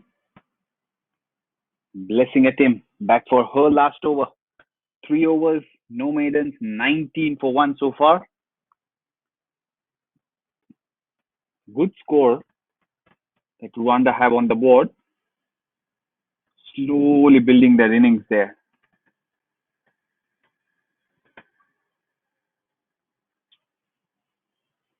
Nicely driven through the offside. Beautifully played by Katia Ubamaharo. We'll just get a couple. It's a pity that this ball doesn't get more than that. Yeah, this morning it seemed like the outfield had quickened up a little bit, but it seems to have slowed down again. It just shows the difference in power between the Nigerian batters and the Rwanda batters.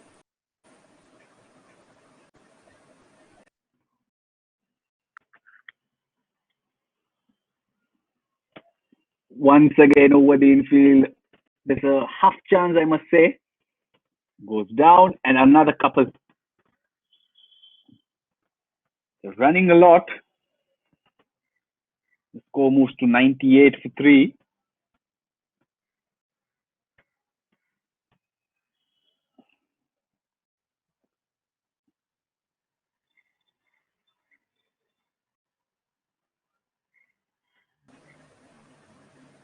It's good to see this aggression. They understand the need to get to that 110 mark. It is a big psychological barrier. It will put a lot of pressure of blessing at him. That's clever. That's cleverly played. Full ball on the pads. Once again works through backward square leg. She dives to make it in. And she seems to have made it. But these dives, they almost look like you do on the swimming pool. And I think she's hurt herself quite badly there. 100 up for Rwanda.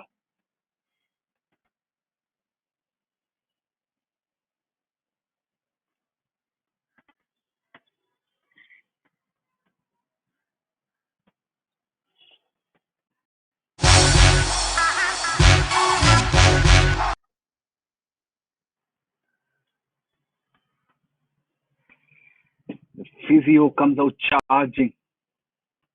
Katia Uwamaharo, she's up on her feet. That's a good thing.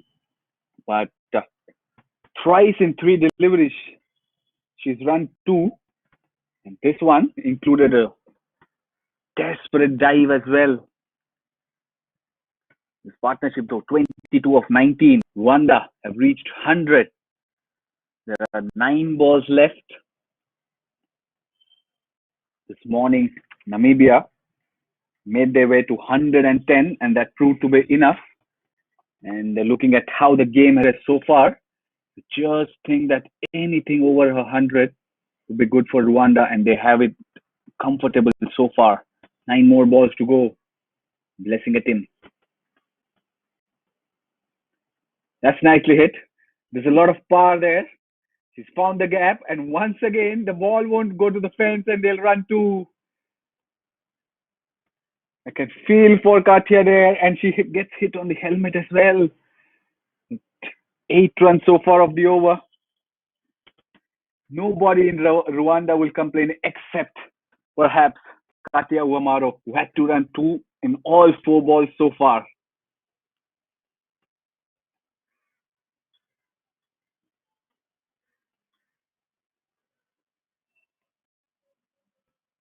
And again, possible run out chance, but Itim broke the stumps before. And I can see that's a bit of a clever cricket from Nigeria on their part, not wasting a lot of time to give breathing space to the batters. Itim, the seamer, she's quickly going on to her mark and ready to bowl the next ball, which means the batter has to play, can't delay further. And the mid-wicket field once again comes into play, straight to her. It's Agatha Obulor as Bimayani Mana hits one straight to her. 103 for 4 after 19.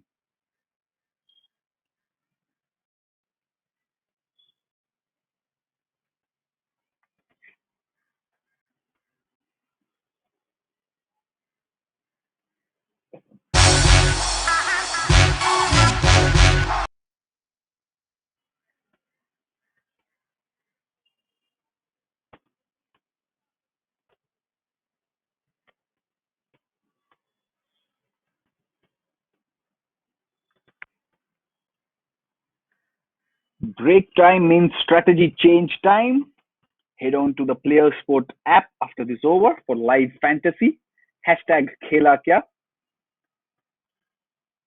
103 for 4 after 19 overs. The 8th game in this round robin format. Rwanda, the hosts, taking on Nigeria. Agatha Obulor to bowl the final over.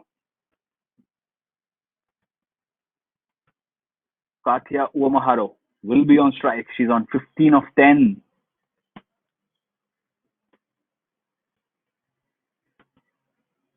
She finds the gap with that thrash to the offside. They run 2, excellent running. And the non-striker wants 3. She's almost completed the run and run out. Was on the card. Once Katia Uwamaharo was very tired.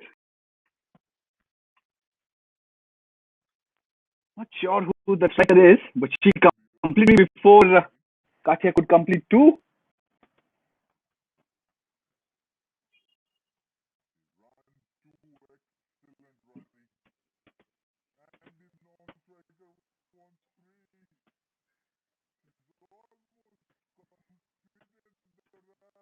think it's Belis Murakatete or it's Michelle Isimwe.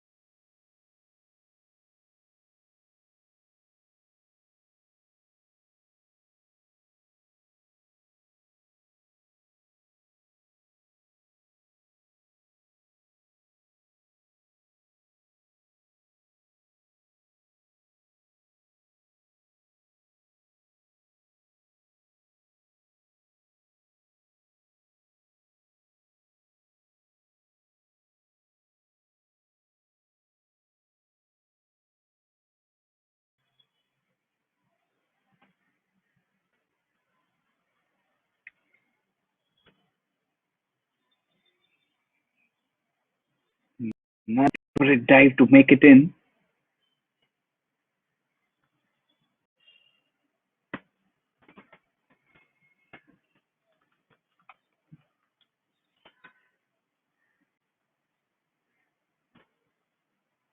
We'll have to wait for the scores, official scores. But there was a lot of confusion in that last over between the running as well as the scores, of course, but it's a strong finish. They have over 100, and one of the architects of the innings has to be Henriette Ishimwe. 24 runs of 23 balls. She really gave the innings the momentum, didn't she? Yes, she did, and that partnership with the partnership at the top with Sifa Ingabire very, very important.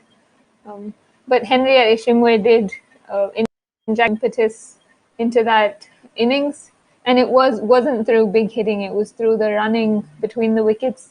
That she really very hard. She pushed her partners, and that her better than a runner ball, 24 of just 23 deliveries, only one boundary.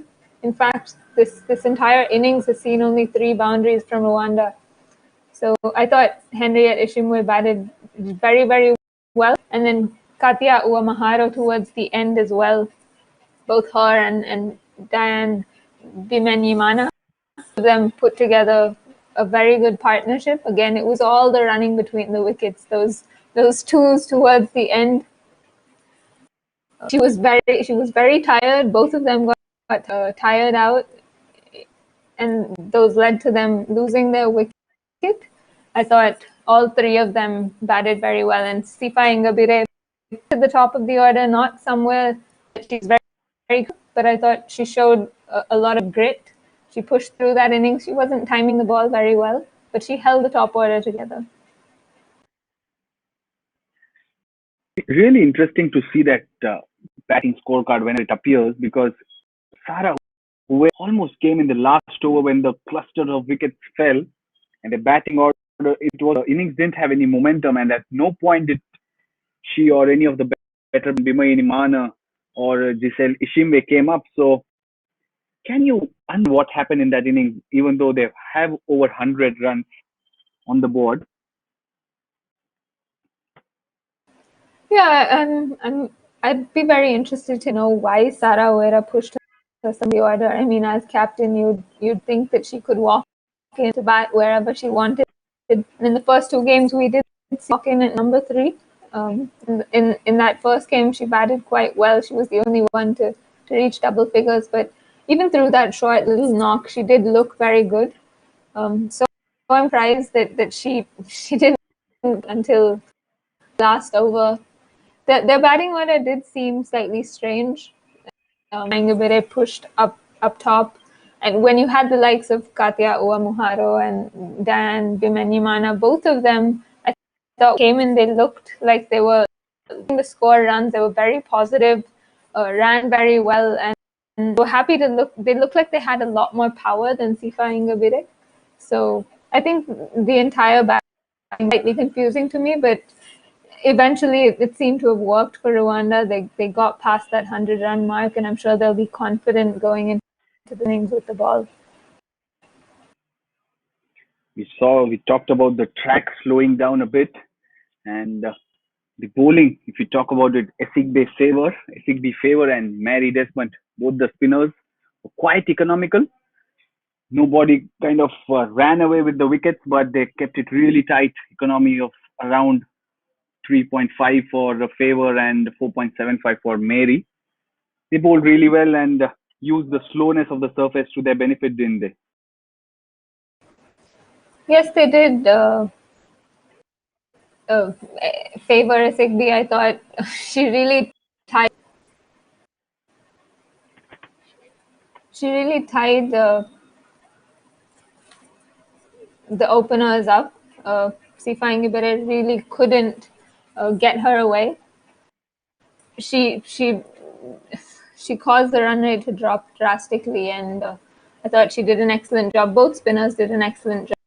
Like you said, they used the slowness of the wicket to their advantage, and hopefully that'll give Rwanda going into their it'll give them some idea of the kind of bowlers that they should use and the pace at which they can bowl. Indeed, Rwanda, the hosts, we still have to get a confirmation of the final score, but Sifa Ingabire as well as Henriette Ishimwe scoring 24 each, while 2 wickets for Blessing Tim, 4 overs for 248. That is her tally as well. We'll be back with the chase in a bit, and we'll also get confirmation of the official tally. We'll be back in a while.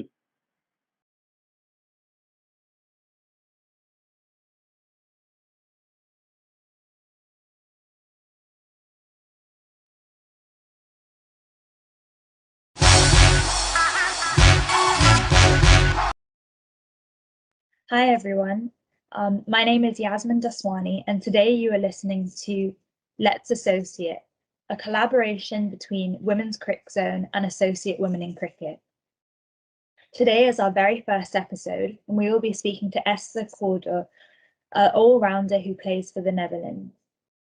Esther is also an assistant content manager at Adidas.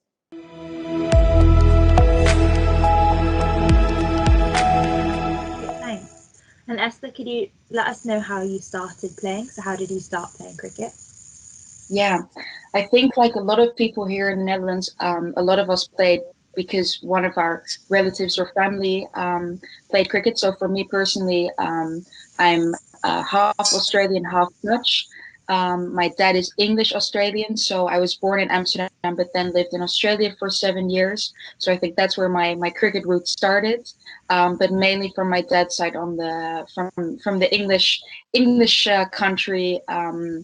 My whole family played cricket, and that's how I got into cricket here. So when we moved back here when I was 8, that's when I started playing here in the Netherlands. So I've never actually played cricket in Australia, other than a tour that we've done there. But so that's how I got into cricket. And were you more of a batsman growing up, or a bowler, or an all-rounder? Very much a bowler, actually. I got into bowling very quickly, actually.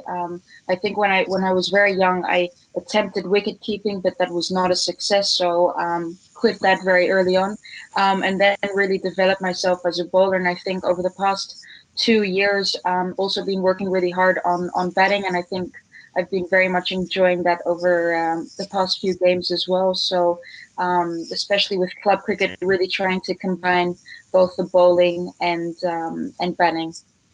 Yeah, so I mean, tell us a bit about. So you said you mentioned the last 2 games that you did quite well.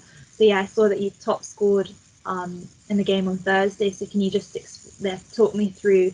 So what is the tournament? Yeah, sure. Well, what we have at the moment is we have the hoofdklasse here in the Netherlands. We've got 5 teams competing, which is a 40 over competition, which is really, really great, because I think we all very much enjoy the longer format of the game. It really gives you the opportunity to give yourself some time to score runs. So for 2 games, I actually scored 1 game 20 and 1 game 18, which I don't score a lot of runs normally, so I was very pleased. And it was really good. I think 40 overs suited me very well in allowing myself a lot of time to get in and to see the ball, and to then also score some runs. So I think that's really good. I think the longer format suits my batting style a lot better. So I was able to score some runs as well. So I think the batting has been really good. A lot of the girls have been working very, very hard on the batting. So in the same game, Babette de Lede scored a 97, which was really, really, really good to see. I think everyone enjoys within the Netherlands if other players are doing well as well. So yeah, really good to see. And so how many teams are there in the tournament? What's the structure of it? Is it a knockout game, or is it a round robin tournament? Is it just 2 teams? Yeah, no, it's 5 teams competing. At the moment, we play each other 2 times. Yeah, do I say that correctly? Yes, we do. So each team plays each other twice, and then so no knockout rounds or anything like that. It's just the team scoring the most points. So a win is 4 points. And a tie is 1 point. So that's where it gets interesting, because we've got a lot of rain here in the Netherlands. So Some teams have been unfortunate that to just take away the 1 point. So it will definitely get really exciting at the end. I think this format is really good because we have a lot less teams competing at the moment. All teams are really equally strong, I would say, comparing to maybe some other years where the level has been very much different, not equal. And this year we can reach 5 teams. It would be so good if we can get more teams for sure. But having five teams is already really good, and having really exciting games is so good. So really happy. And you mentioned that there are a lot of young players coming through. So can you name a few? Who do you think's the new upcoming talent for the Netherlands? Oh, good question. I do think what's really good about the Dutch setup is that what I always really like is if you can get 1 or 2 younger players to come through with the team who can then play some games, build some confidence, and really do well. So I think that's super important to focus on within the Dutch setup, that you have that young teams, young players who can come through, but still a steady base from the team, so that they can really learn and develop. Let me think of a name.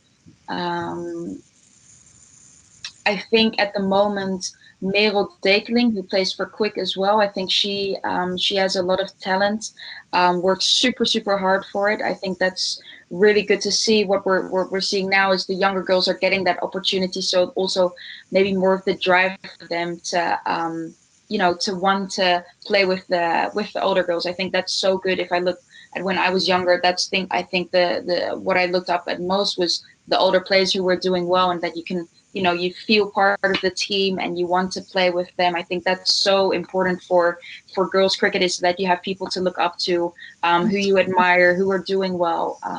So if we can keep that would be amazing. And so who is that person, or who are those people for you when you were growing up? For me, for sure, Helmine Rambaldo and Denise. Those were the 2 when I started playing with the Dutch cricket. They were both still playing. Denise was still captain, and just the drive, the effort, the way they played cricket, I just very much admired and really looked up to them. I still play with Helmine at the moment. And I absolutely love it. Just the amount of knowledge that they have is always so interesting to hear. The way they look at the game, but also the tours that we have had together, I think are unforgettable. And so important for a team to have those older players who girls can really look up to. I think that's crucial to the game. No, definitely. And so, what do you enjoy most about?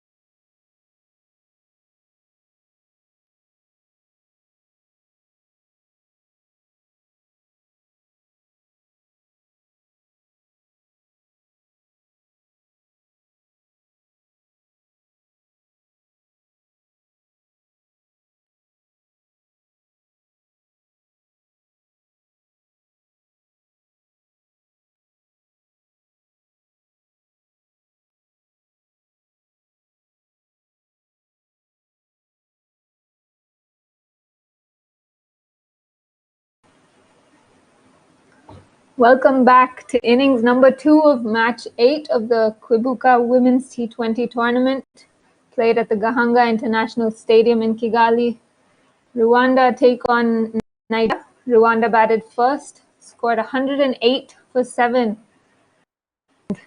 There were contributions from Sifa Ingabire, who opened the batting, scored 24 of 40. Henriette Ishimwe scored 24 of 23. And there were some useful contributions from Katia Ugamaharo, 15 of 10, and Diane Bimenyimana. She scored 11.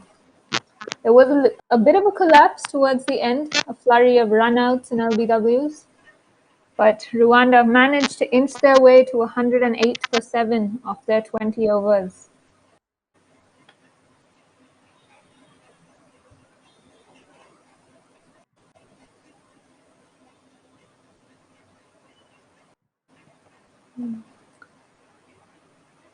Seema Belisa Murakatete is going to open the bowling for Rwanda.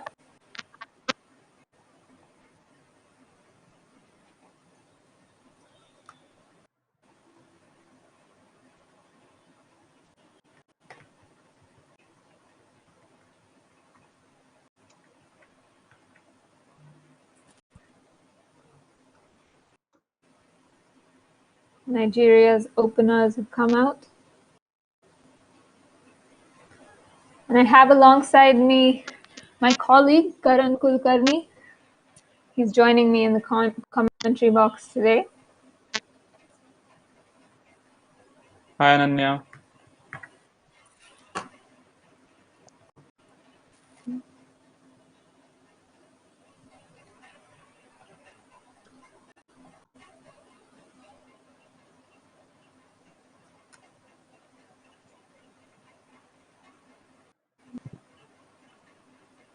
Murakatete to start.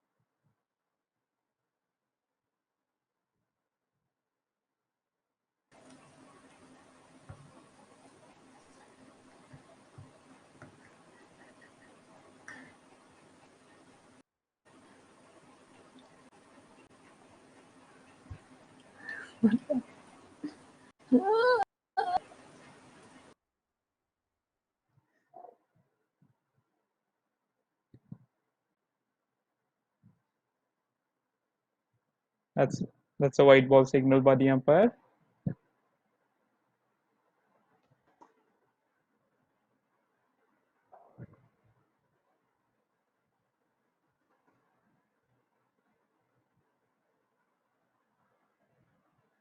Bowler will have to reload the delivery again.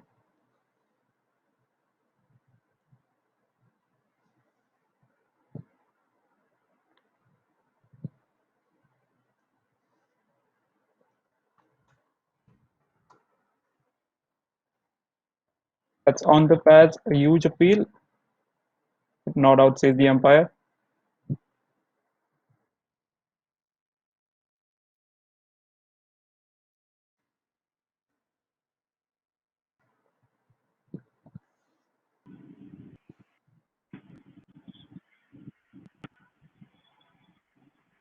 2 for no loss after 5 balls.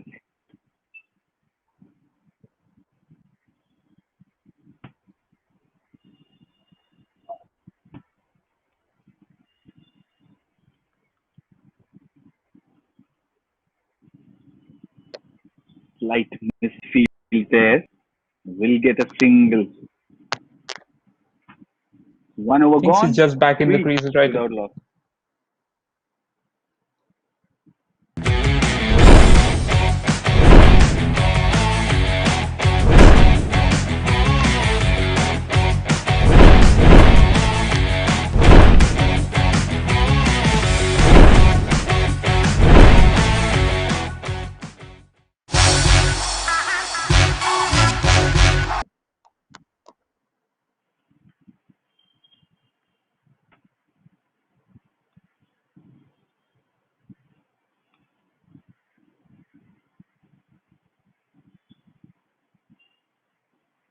Another quick single taken, Omonia Asika. Interesting that Rwanda have changed their batting order. Karan, what do you think about the total 108 for 7? They need 109. Your thoughts on the proceedings so far? So basically, I just think that 108 is a really good score from Rwanda's perspective. That because they've scored 58, which was their highest score in this tournament. So I guess that's a positive sign for them. And we've seen in the tournament that the wicket's starting to play slow. Let's see what happens after the ball.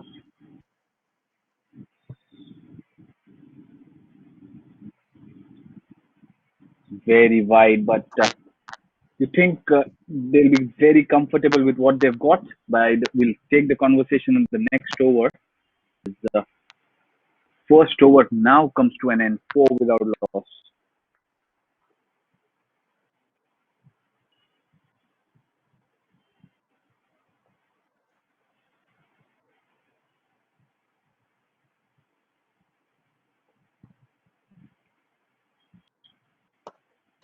Sign up on the Player Spot app and get 100% cash back on your first deposit. The link is in the description.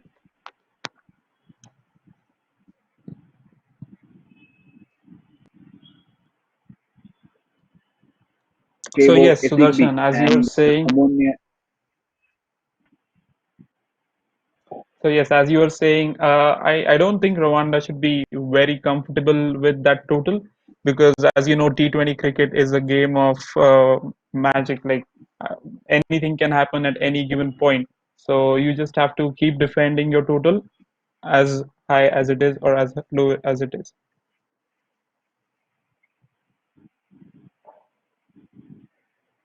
First look at Josie and Nirakundaniza. She's making her first appearance. That was a great ball to start with, just not in the line or the stumps. If it was, it would have been a goner.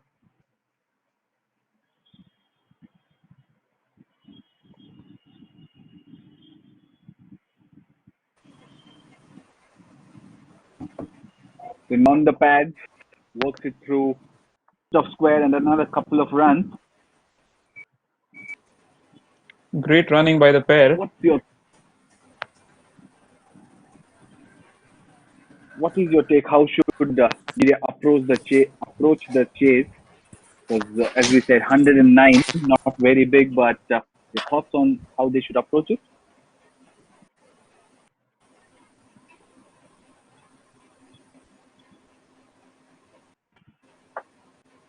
So yeah, basically, Take you just outside need to edge watch out for. for the third man.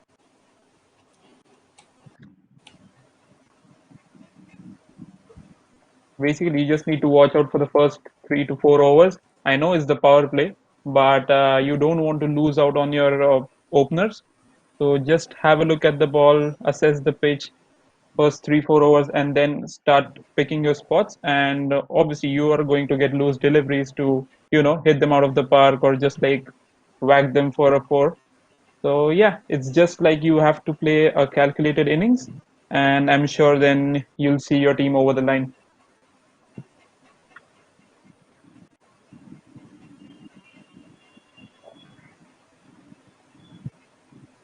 Oh dear, that's a fumble by the wicketkeeper.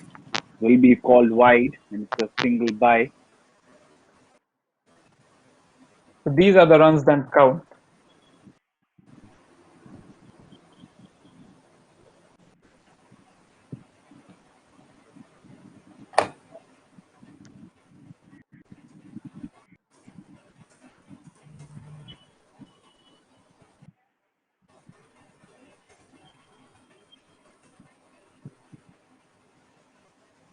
Bowled well.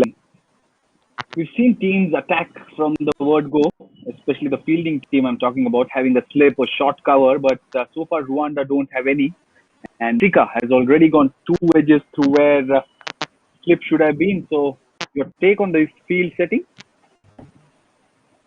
Yes, the captain needs to be more attentive to all these points, Sudarshan. And like you have already seen 2 edges in the first 3-4 balls itself, then it's the right time and it's the right call that the bowler is giving the captain that you need a slip there. And also a catching cover might do because she's pitching it full.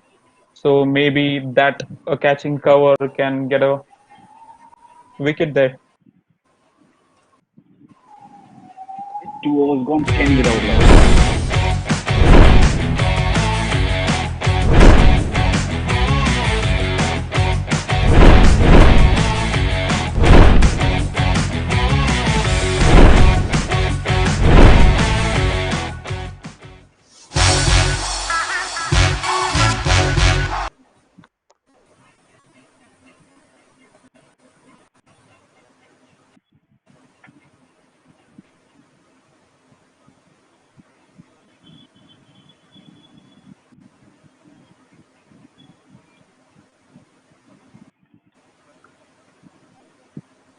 Another ball well outside off.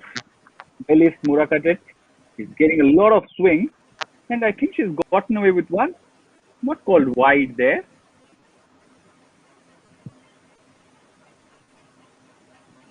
That totally looked like a wide to me. She's lost control of the ball there.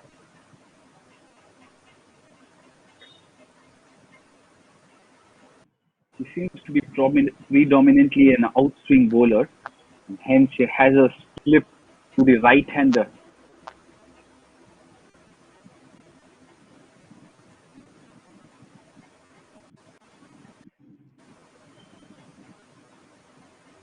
Now onto the other side of the stumps. Line.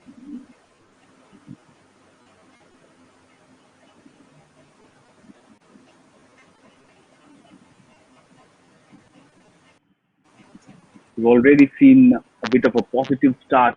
2.1 overs 11. Though there have been extras bowled, 4 of them already, 2 wides, a no ball, a leg by.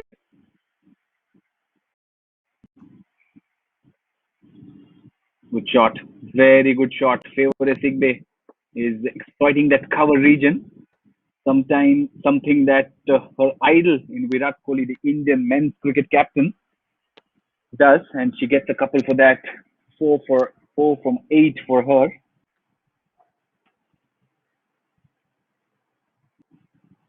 Shot was very well played, but I guess the outfield is not just supporting the batters this tournament. You have to run hard for your runs.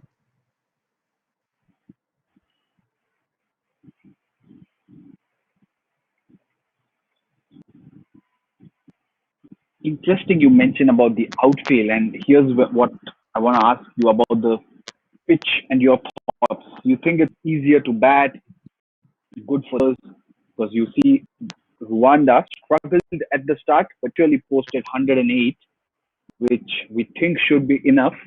So, how do you think the pitch has played so far?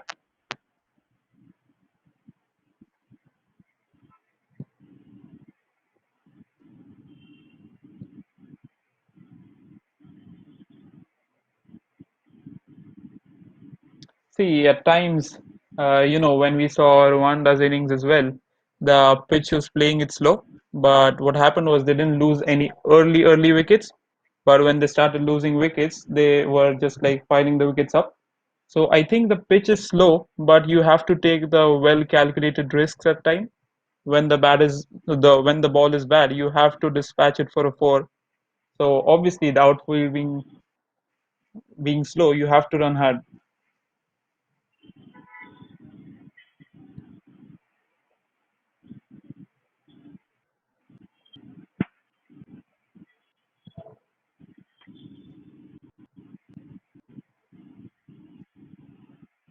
What? Belis Murakatet, 1.3 9 run says of figures, which is ready ball here.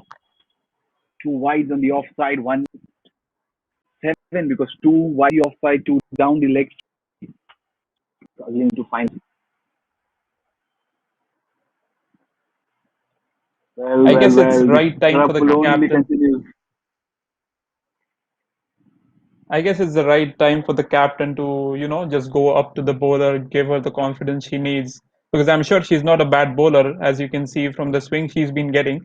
She just needs to pitch it on the middle stump, and that will take away the edge of the batter.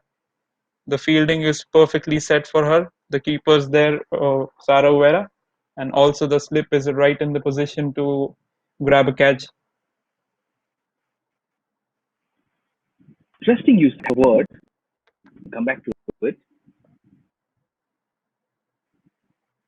That's the right area. Better, much, much better than that. Which were walking up to the bowler to calm her down. But Sarah Vera, the wicket keeper, who is the captain, didn't actually move from her position yet to have a word with the bowler, who was erratic in her lines. But it's Rian Bimainima who's at mid-off, who's all the talking. See the sort of bowling captain? Your thought on that?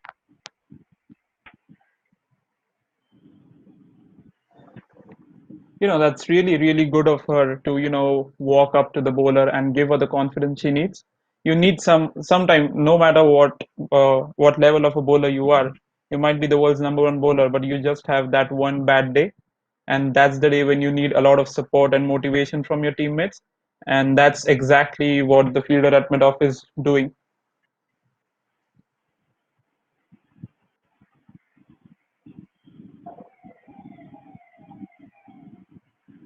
Finally, lands it on a light right length and enough swing, but not called wide. 17 without loss. The lengthy over already.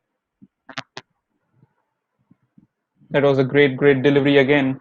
You can see the shape she's getting. She's getting the ball away from the right-hander, inviting the batter to drive it and looking for the edge.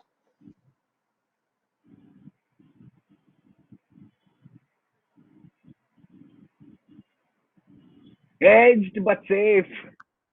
Now that was a delivery where Burakatete extracted some bounce as well. When she's bowling in the right areas, the ball's doing a bit. At the end of the over, 3 overs gone, 17 without loss.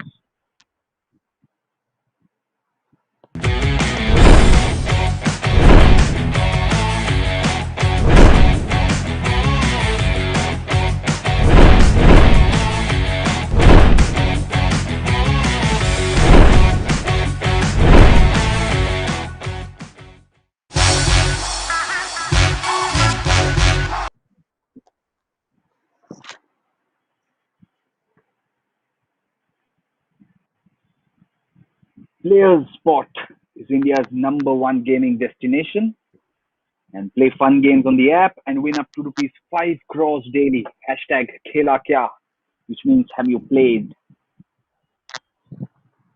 Which are the players in your team, Karan, so far, and how are you players? I know you won't want to listen us on everything. So whatever you can share, we see a bowling change there.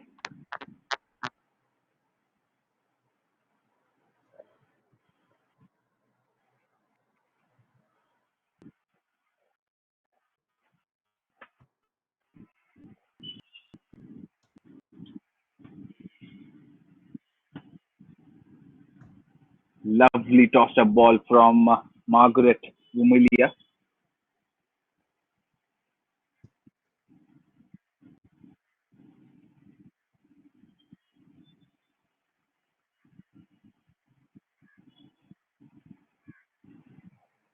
And that's well wide. The bowler changes, but the bowling seems to be still the scoreboard seems to be relying on extras.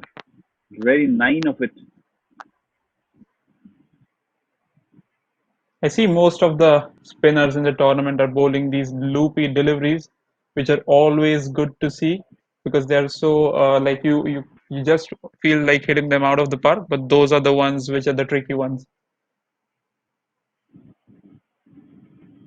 Gets a full toss this time. Pushes towards mid off, slight misfield, and they get back for two. Omone Asika, we've seen in the last match, a very good runner between wickets. She's that busy customer you need, and that's probably the thought behind pushing her the order in Nigeria. That's some good approach by her, putting the dive right in the time.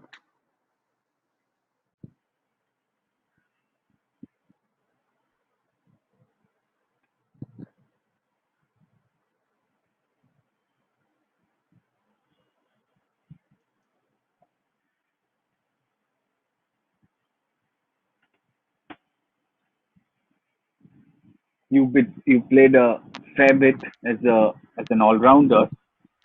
Does it help that you bowl first and then go into bat because Favour Sigby has walked out to open and he bowled a very economical spell. So does it help?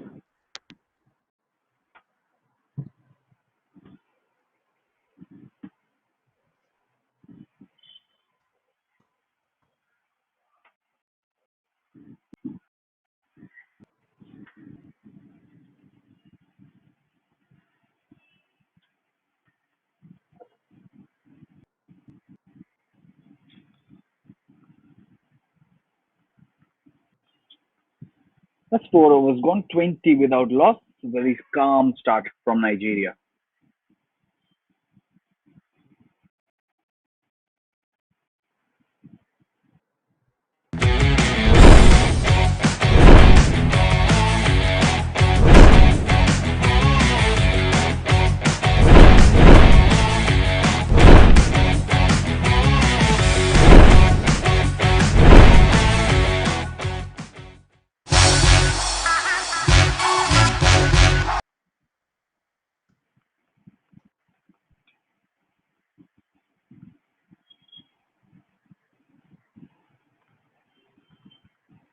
So getting to your question, Sudarshanan, I guess being an all rounder is it's always going to keep you busy throughout the match. It To be honest, it doesn't matter like if you bowl first or if you bat first because you have to use that kind of energy to give your best on the field.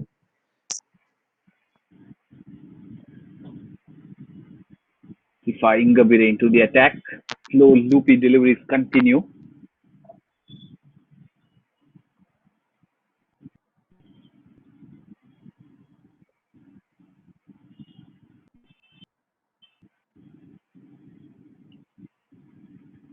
Another one outside off, pushed away. No run there. Slight misfield. It's so good for these associate teams to have games streamed, isn't it? It's absolutely fantastic to see these associate nations from Africa, getting that international game time that they really deserve through this Kwibuka T20 tournament. And it's a perfect setting for these players to, absolutely showcase their attributes and qualities that they've got. And that this tournament is getting streamed for the first time ever. It's a big opportunity for them to show to the world that what they can do. And obviously, there might be a fair bit of pressure because they're playing on cameras for the first time, I guess.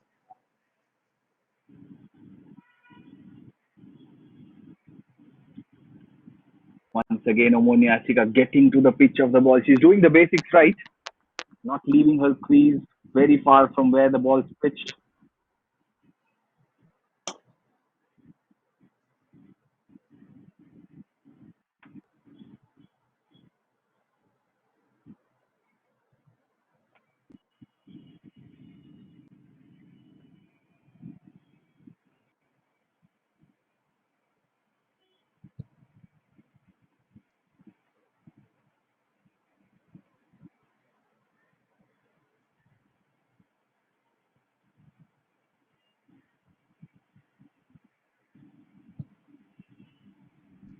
21 without loss. Somonia Asika taking her own sweet time. Oh, it's a missed chance. Half a chance, but it's a missed one. Past the wicketkeeper Sarawera. They come back for two. No, they don't. Just a single. A chance missed nonetheless. 22 for no loss.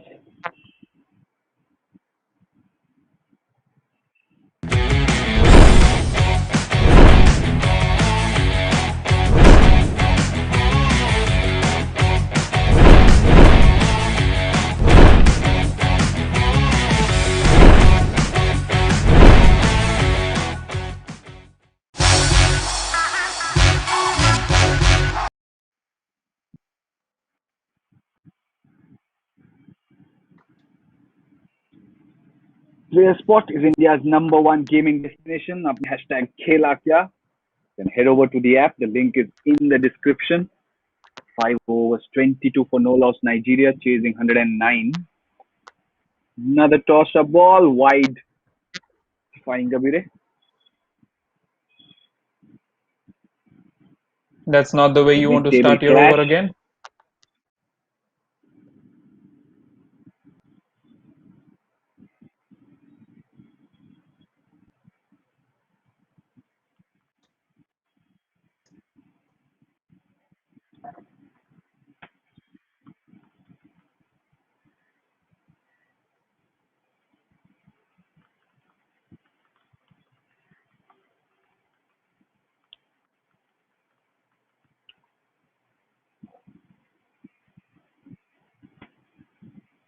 Oh, strange.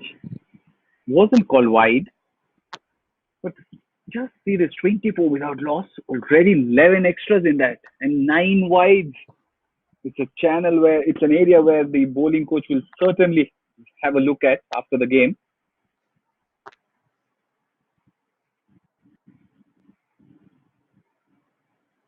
He's just gifting the Nigerian team there. 3 wides already. I guess the ball before this one was a wide as well. It was a harsh call.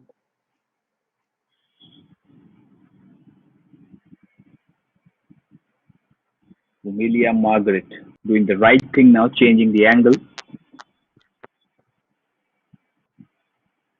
With shot pulled away, but there is a field. We're talking about 1 week to go for the England versus India test in Bristol. The first time they are returning to the format after 14. How excited are you for that clash, Karan? Well, absolutely. It is a great moment for the Indian women to come back to Test cricket after 7 years.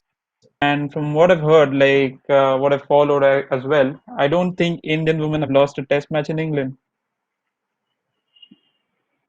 Lovely shot. It's wet, a bit short. Astika just camps on the back foot, but there's not much power, which means she'll just get 3. That's excellent running. Excellent running between the wickets. But that's what the boundaries. There's a scarcity of them, but they're keeping it going with the running between the wickets there.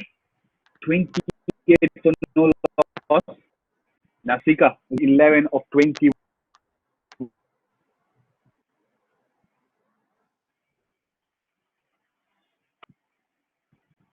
As I mentioned before, the outfield is not at all favoring the batting team there. So you have to work hard and hard for your runs.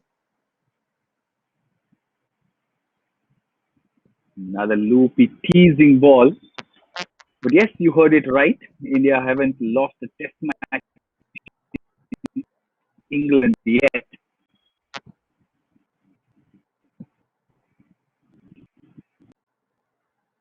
So I'm very happy to see the inclusion Shafali Verma there.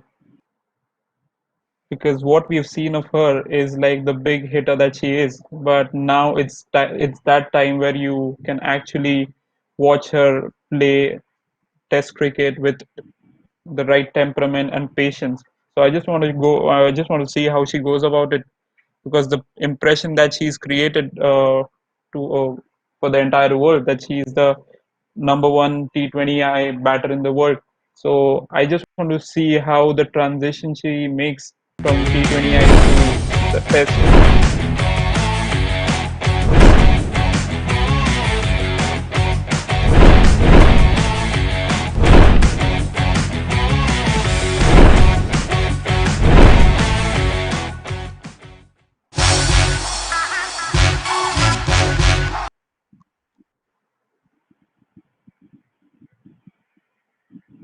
So overs 28 for no loss. Nigeria slowly and steadily. I think it's a good start. 81 needed of 84. And Asika gets driven nicely through covers. I think this might just have got the fence. It does.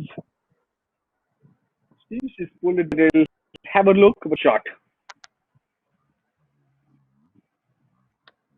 Let's just wait for the signal of the umpire. I think it's made the boundary ropes, but I'm not sure.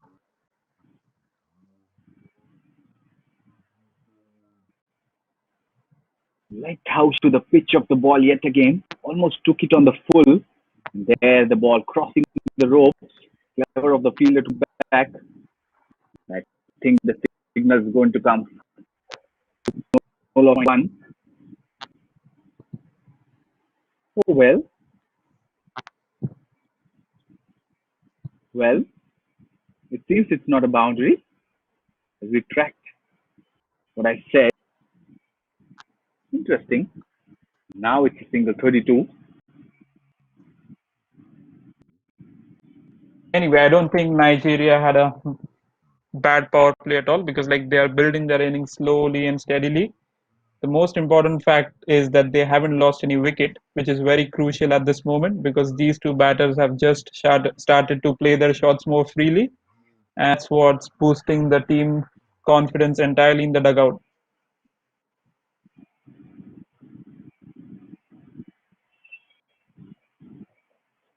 That shot once again towards the fielder. I think what happens is there's only one angle of camera that captures one region, so that could probably be the case of it not being really conclusive enough to overturn the original call which the umpire felt, and hence they stuck with probably three. This is shot pulled away to the onside.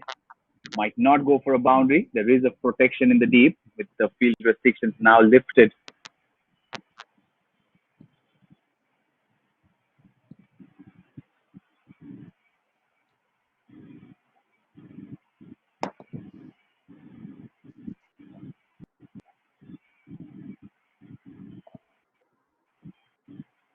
New combination, but working well for Nigeria.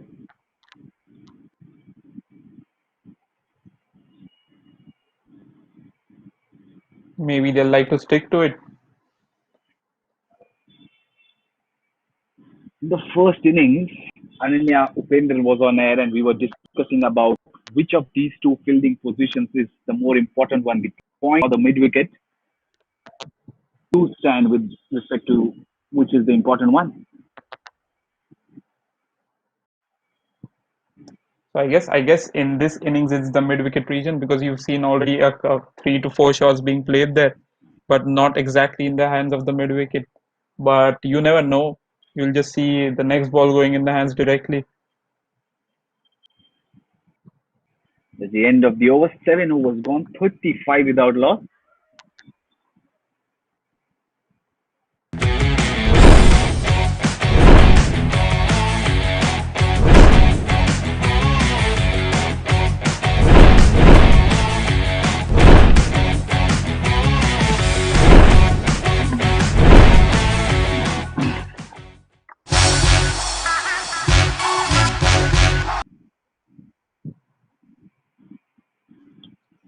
Sign up on the Player Spot app and get a 100% cashback on first deposit. The link is in the description as Margaret Humilia marks her crease. She's into her third over now. I wonder why they aren't switching to another pacer.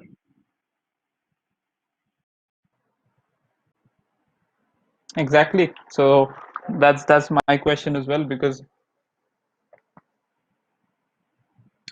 I think you don't want to make the batters out there comfortable to that kind of pace.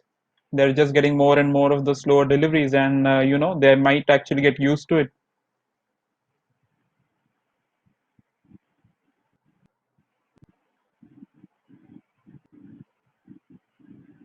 Oh, it's a wicket.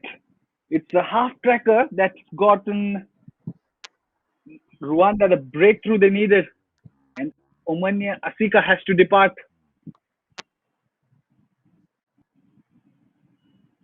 Maybe I was wrong in the last over. I think point is the better position because that's a really nice catch which has given Rwanda an important, a crucial breakthrough.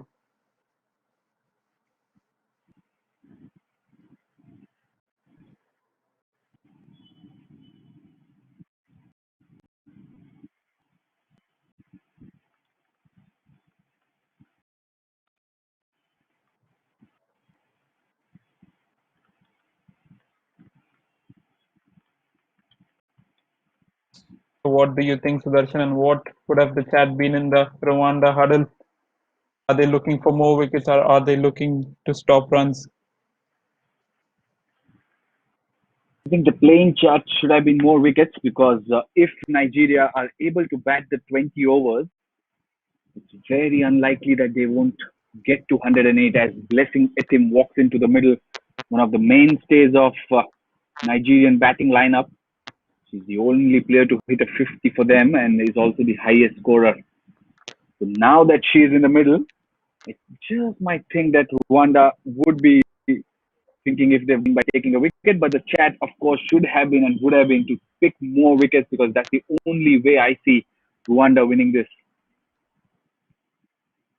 And I guess she's got shots, most of the shots in the book.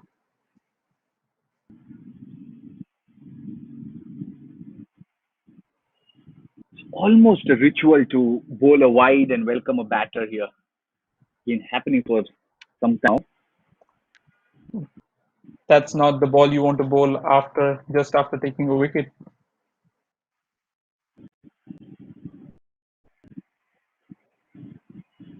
Swing the edge over the fielder. Does it have enough legs to go to the fence? It does.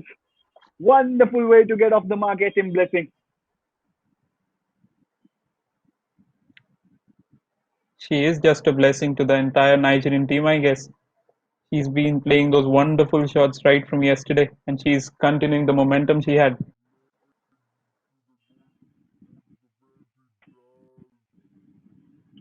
She's really in form. Had a wonderful partnership with Salome Sunday the other day. Now, of the very first ball, hits a boundary.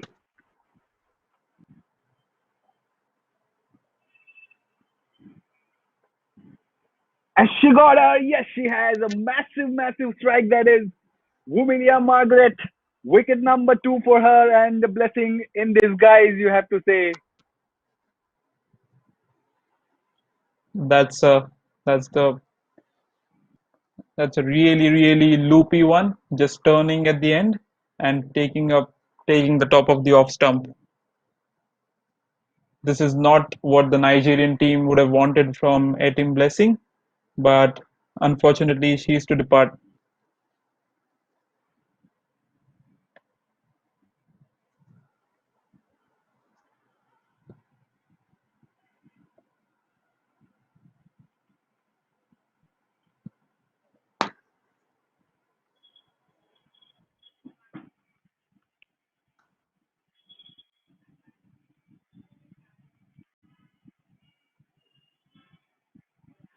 Forty for 2 after 7.4. Salome Sunday walks in next. It's a double wicket over already. And to think that there was a boundary hit between those 2 wickets. Now, suddenly the match looks different. 69 needed of 74 balls. The 2 quick wickets mean that order is under scrutiny.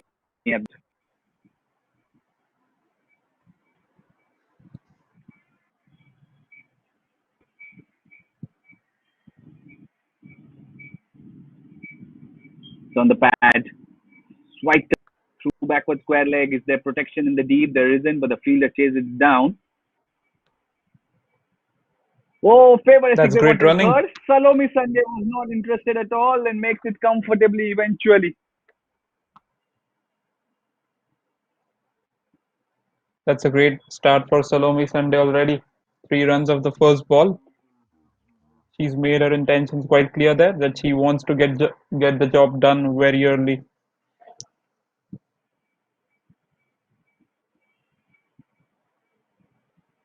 Tell you what, it's quite unusual that Favor Esigby, the batter who's been in the middle for some time now, won and not Sunday. Another wide.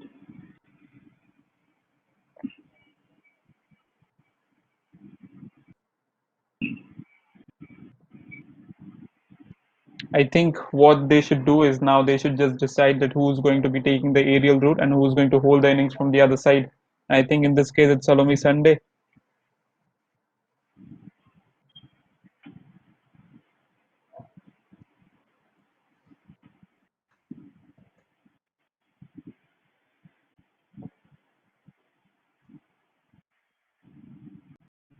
You have to control these extras. These are the runs which are going to count at the end.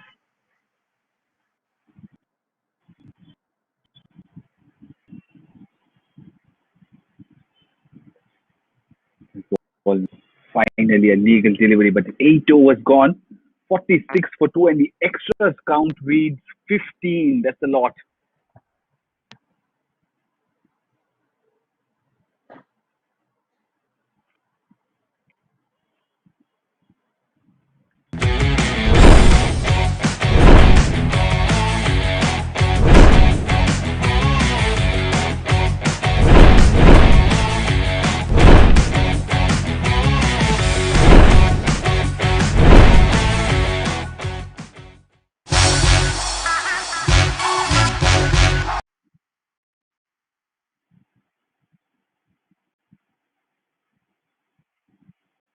$46 for 8.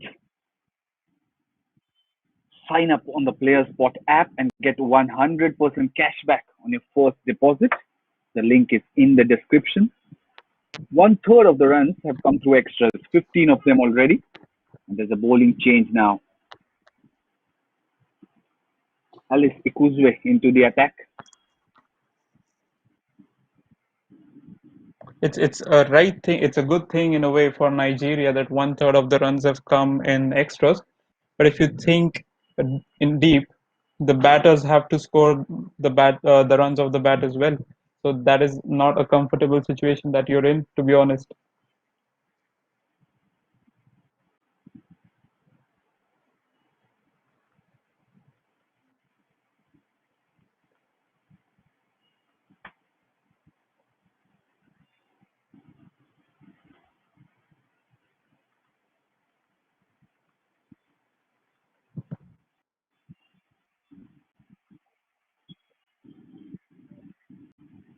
That was a great block.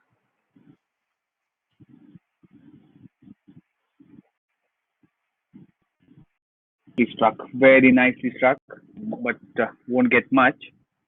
Best of 3 for 5, and that is opening game of this tournament, the Kwibuka T20 Tournament, Botswana. Ikuzwe has begun well.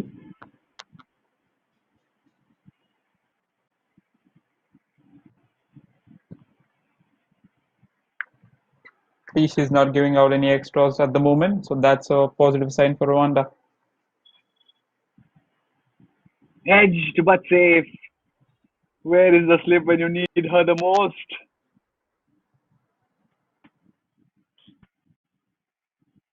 At least there was a third man fielder right there in the position to stop the ball going to the boundary.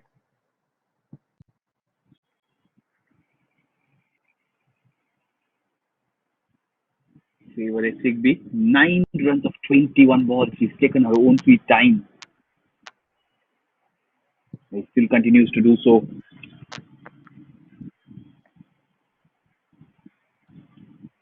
I think she'll have to, start thinking about pushing her innings a bit more now, because you're in the 9th over and like you're not gonna get those runs easily now as the field is spread out properly.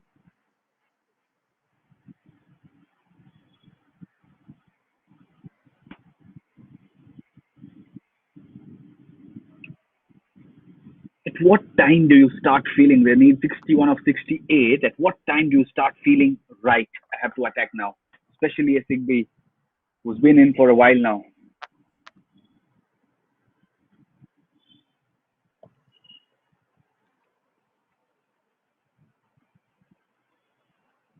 Definitely, Essigby has been in for a while, for quite a while now, and like I just think she needs to figure out a way to, rotate the strike.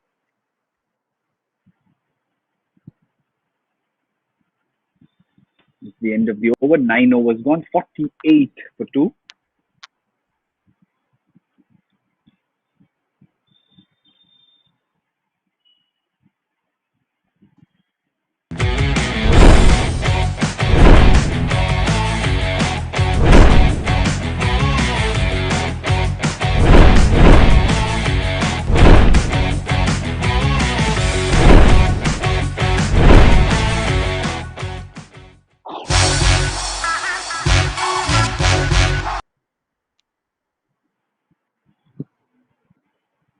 Player Spot is India's #1 gaming destination. Make a match-winning team and win up to ₹5 crores daily. Hashtag Chimwe Henriette gave them momentum with the bat, is into the attack now.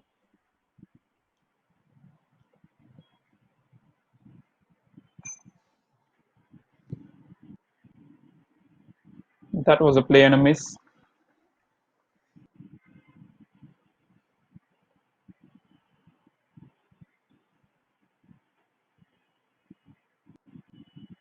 Just pushed down the ground, easy run.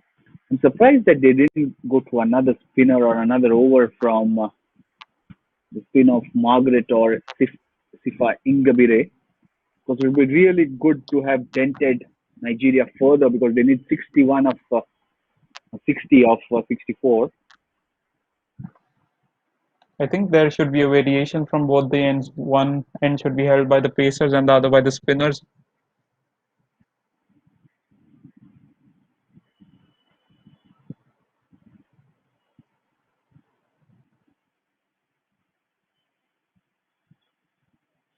We tell you what, they've not taken a lot of risks, but with that running between the wickets, they're close to, or in fact more than the run rate required. They need 60 of 60, almost over 5 and over at the moment, 5.16. They've kept up nicely. Big appeal, but it's sliding down leg. Or has she stepped on the stumps, or has the ball hit the stumps there?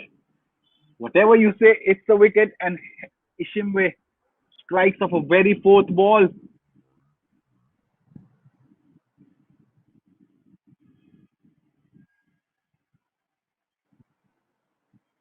I'm not sure at all what happened there. But it's a wicket that counts.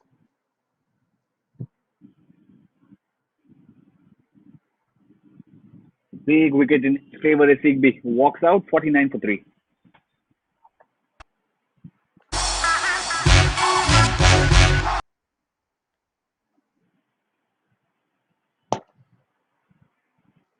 Now this game is back in the band. I think a bit more in Rwanda's favor at 49 for 3. Esther Sandy making her first appearance in this tournament. And a lot to do for them. She hasn't batted or bowled so far. And this is the first time she's walked out to bat for Nigeria in international cricket. And it's not a good time to walk out. I think her plan should only be to take a single and give the strike to Salome Sunday.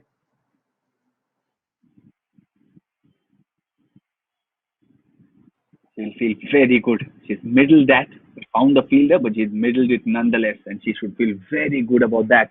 49 for 3. It's almost a debut, isn't it? It's the first time she's batting.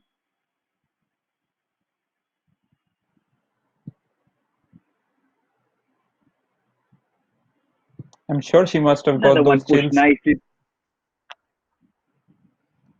Indeed, indeed. The chills might be there, the nerves might be there. We'll look at all that and more. 10 overs gone, 49 for 3. A bit of change upstairs with the combo.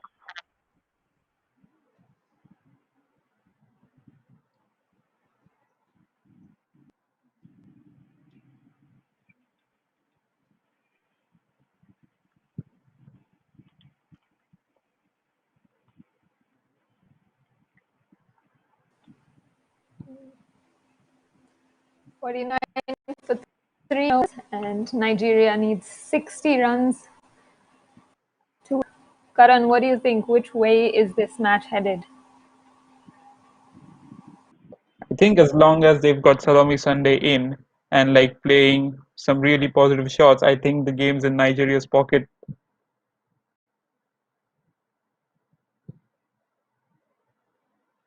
They just have to play Confident those drive shots there from properly. Sunday. They just have to choose the right balls to be put away, and they should be defending the right ones. Should show some respect to the bowlers as well, running in for them.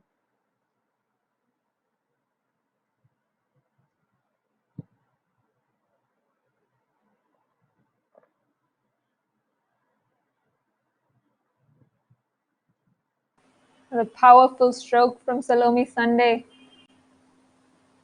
Good work from the fielder there. They'll come back for 3 runs. They've been running very well between the wickets of Nigeria. The ball hasn't quite been on their side, but they've made sure to motor between the wickets.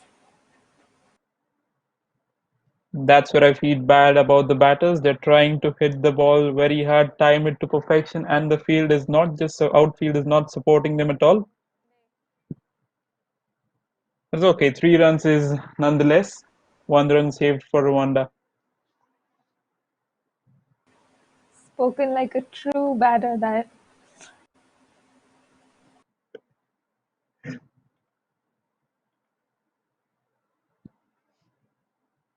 You have to feel bad for them. Like, you have seen the matches till now. I'm not a batter myself.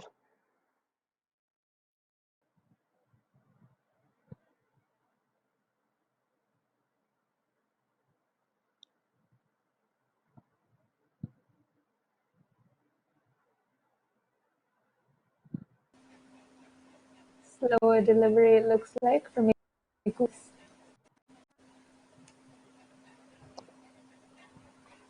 Shouldn't have chased that one. It was too wide for her.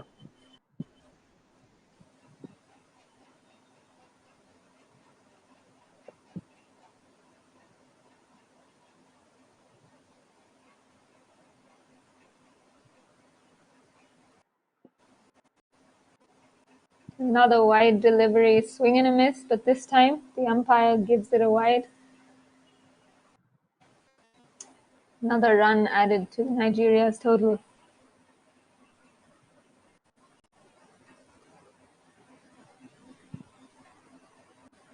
That's a fantastic shot.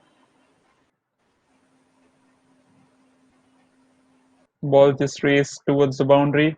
That's where I feel good about the batters now. Getting the result that they're wanting. Some really, really confidence building activity there for the batter.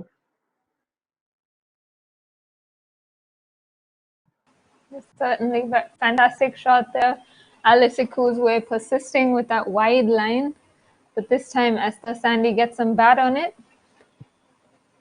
and races away. Again, another confident drive, this time guided past point.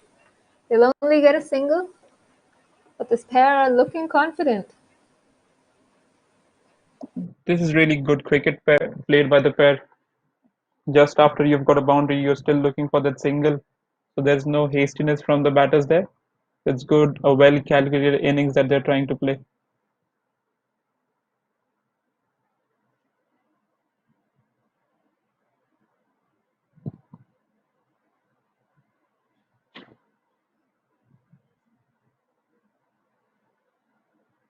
A wild shot to finish the over, a dot for Rwanda. But Nigeria, after 11 overs, sit on 58 for 3.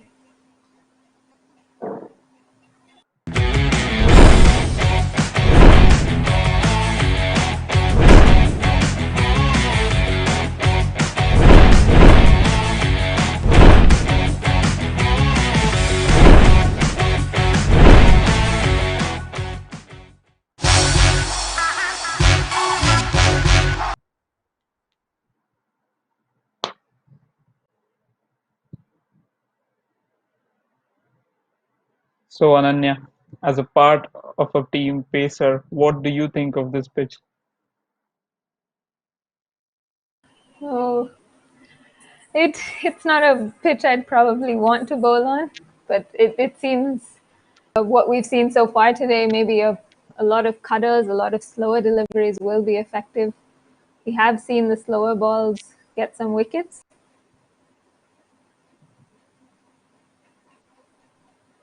Henriette Ishimwe is doing a good job for Rwanda, building up the dots. Conceded 1 run off her first over, also got a wicket.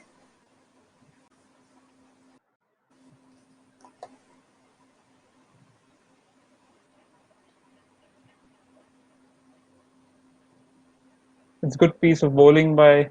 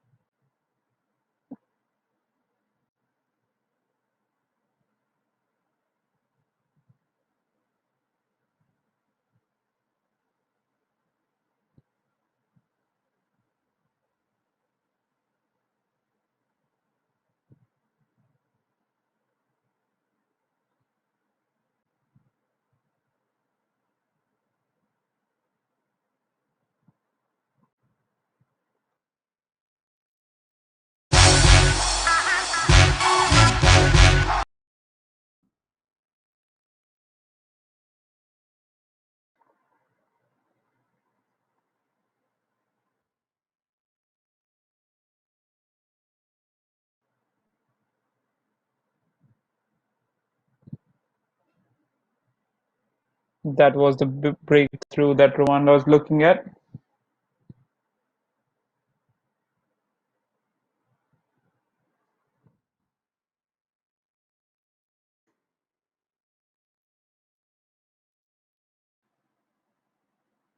Was there a nick there though? Not sure. The batter is too happy, but a wicket. She has no choice but to walk back. Samantha Agazuma now, the skipper, walks in.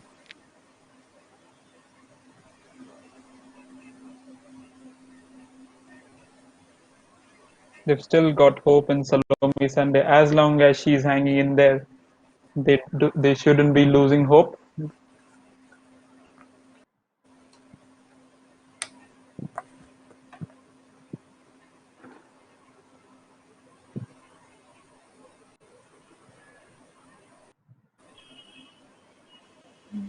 That's not a shot you want to play for a fuller delivery. Precisely. Some risky shots being played there. Samantha Agazuma will probably do well to just play that down the ground. Gets Salome back on strike. Exactly. I don't even think they need to hit any boundaries anymore. Just one run a ball and they'll guide the team home.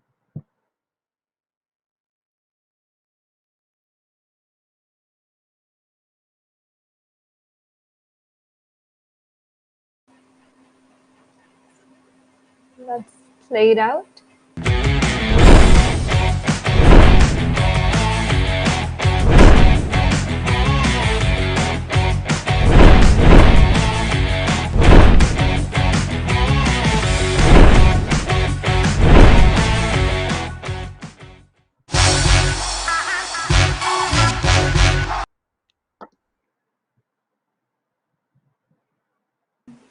That is 58 for 4 after 12 overs. Wicket bowled by Henriette Ishimwe. I hope you in your players' part team. She would have won lots of points today. Did well with the bat, doing well with the ball as well. Fortunately, I've got her in my team. Good selection from you. I've just missed out on making her as the captain though. I'm just sad about that part. But yes, pretty happy with the performance today. Would have rather doubled the points.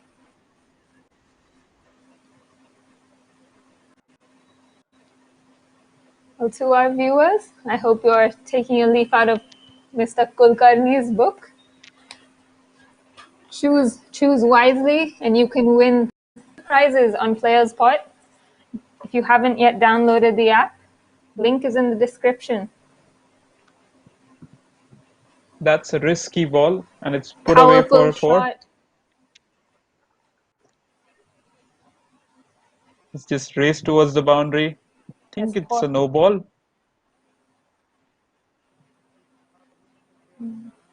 Here's the replay for you guys again. Poor delivery there. Yes. Almost head high, that full toss. But Samantha Agazuma got on top of it, played it down, and it raced away to the boundary. Some risky business playing without the helmet there for a delivery of that kind. But she's managed to get underneath the ball and play it towards the boundary.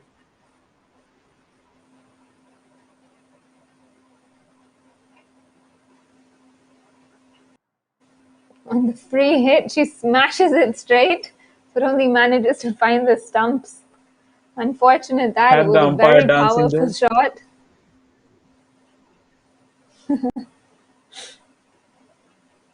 Had everyone trying to stay clear of that ball. She'd absolutely smashed it. Unfortunate to get only 1 run. Should be happy for middling that.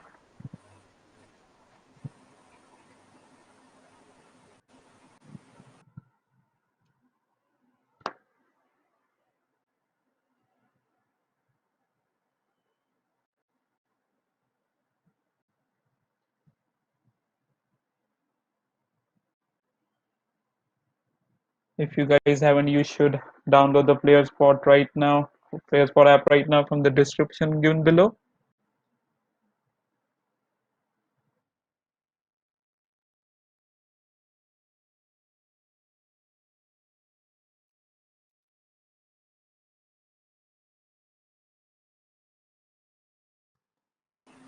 Another couple of runs there from Salome Sunday.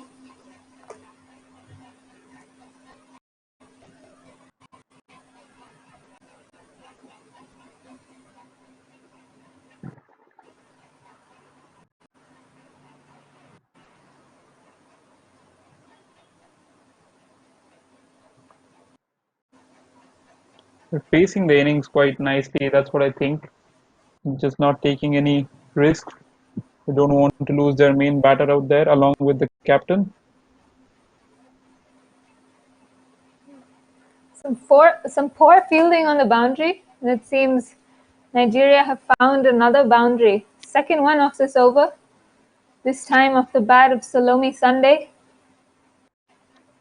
Oh, some work there. She did all the hard work, covered the ground, just let it through her legs.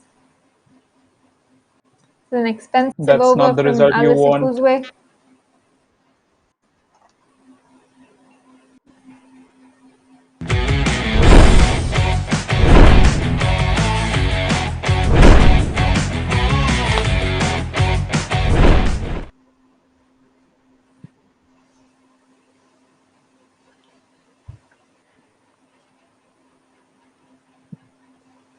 Not an ideal start to the over, starting with a wide.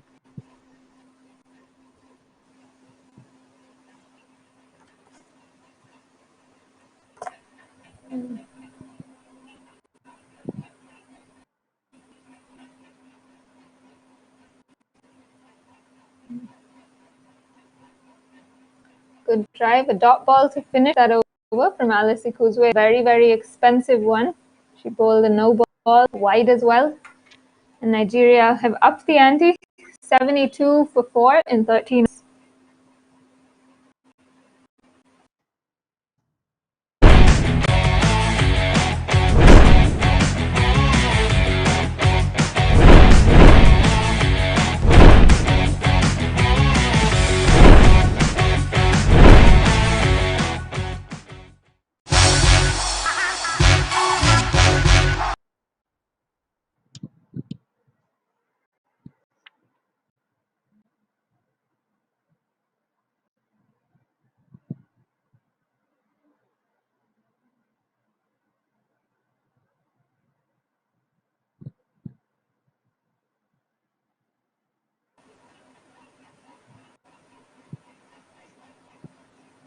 Henriette Ishimwe, ready for her third over.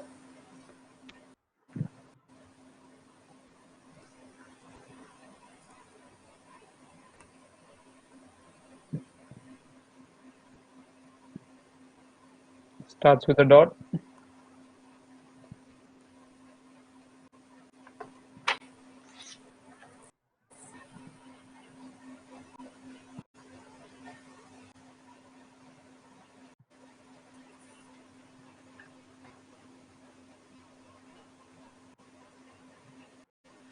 Played by bowlers back for double. That's good running from the Nigerians.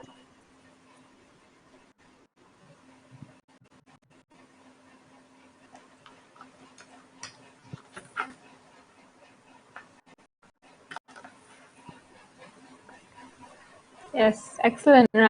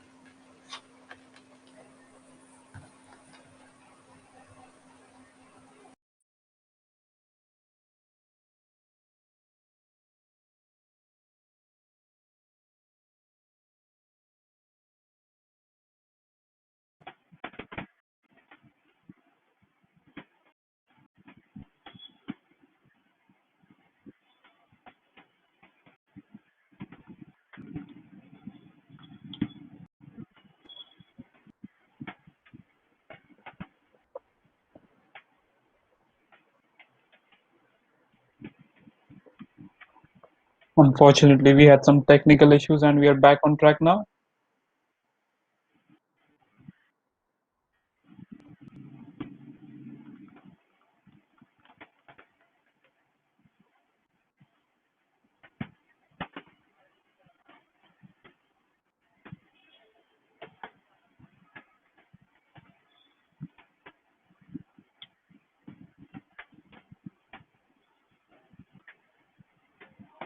That's a great ball. Just trying to bowl wicket to wicket and making the batsman, the batter to play on a front foot.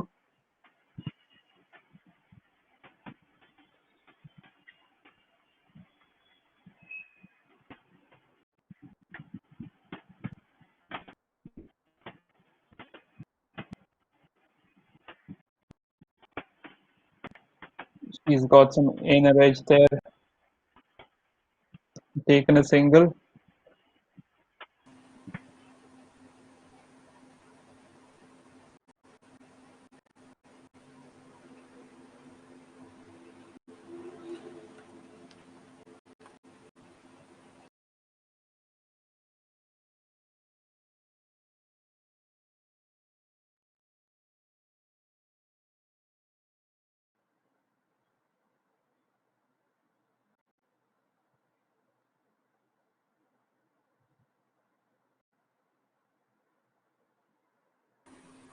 Tight single there.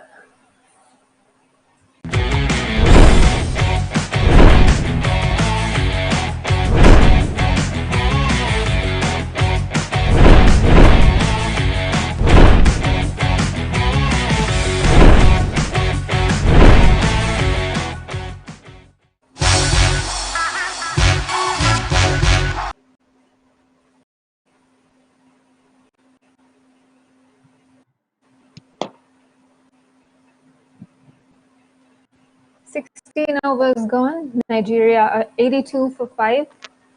This game is wonderfully poised. Still need 28 of 24 deliveries.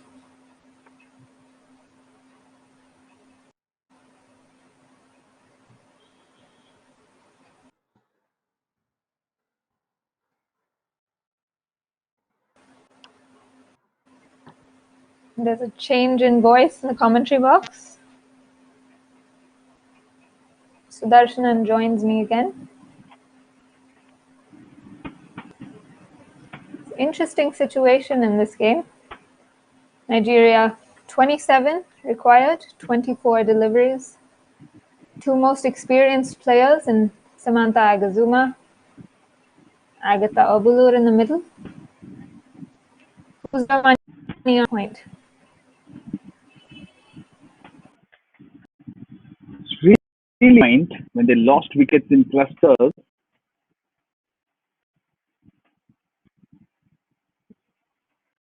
I didn't think that the match could kind of come to the set. It has 26 in 23.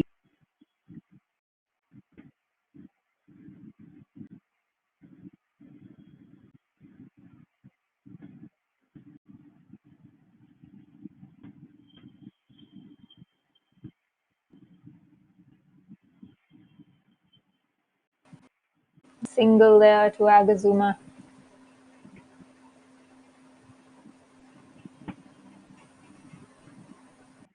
Nigeria inching along.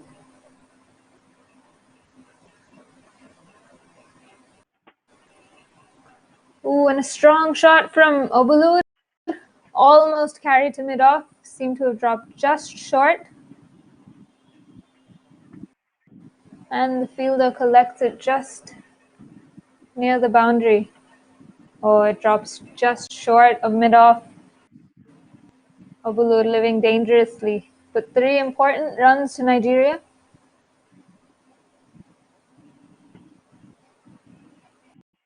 Gata Obulor has a nice Joss Butler of England. It's time for show her finishing prowess. 22 of 21 Nigeria. They are in it, and remember it's a mid-day contest.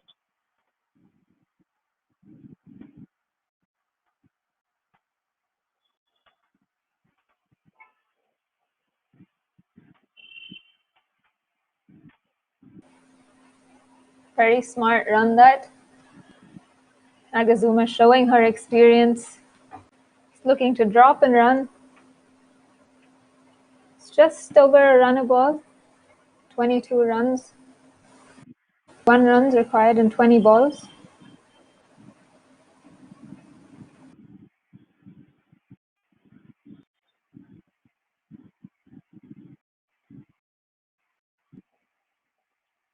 An appeal, but not given, probably because of the height.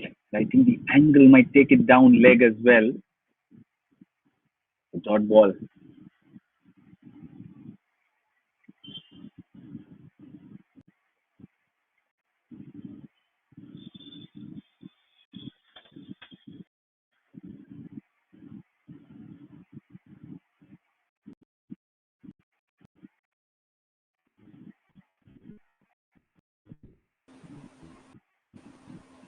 Good couple of balls to finish the over there for Kundiniza. Nigeria now 17, 88.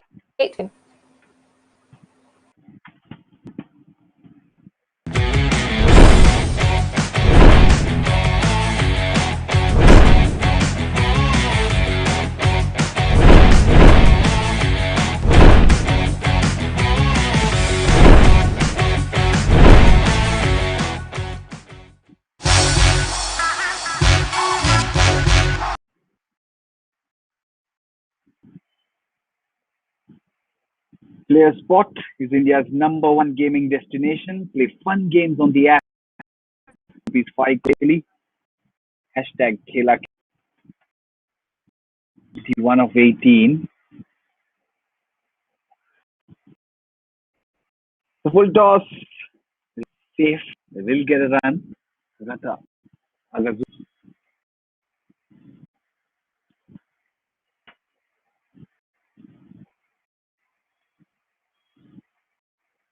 Like I said earlier, Agatha Obulor admires Joss Butler and has jersey number 7 on her back.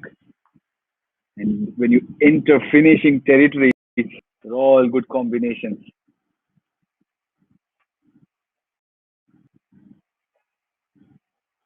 It's a direct hit, or the bowler has broken it before the ball comes to her.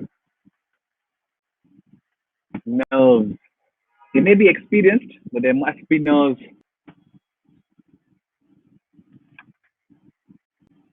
It I'm might have sure there dreamt are of it, nerves. isn't it, Ananya?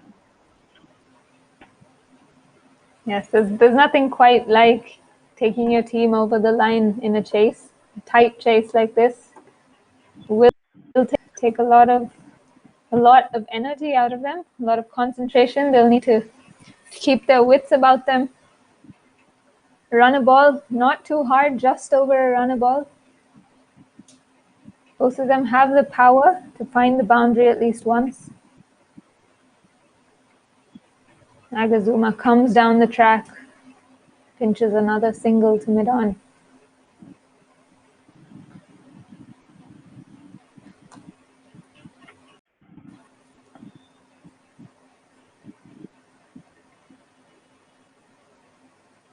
Bimani Man.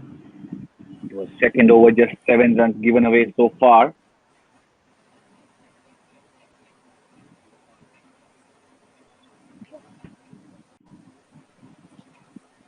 Right back at her.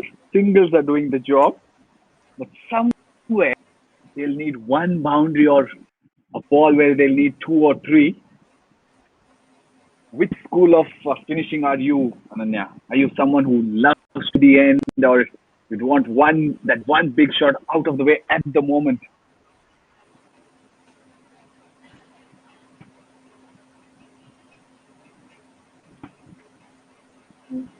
Well, it looks like Samantha Agazuma is looking for that big shot.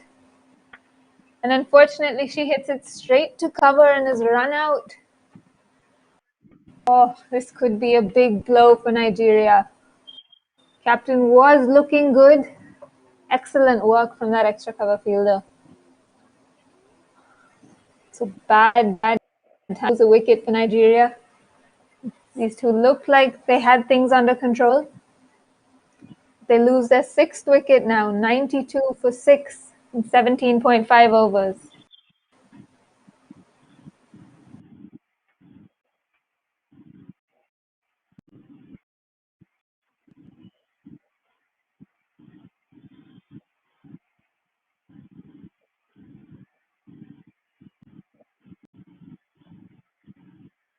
.92 for 6 in 17.5. It's slowly getting to the territory where only 25% of the chair might be utilized. The edge of the seat thriller.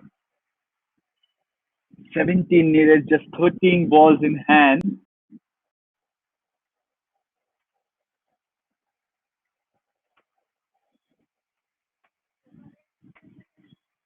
Igbobi, the wicketkeeper who's walked in, is not striker than the last ball of the 18th.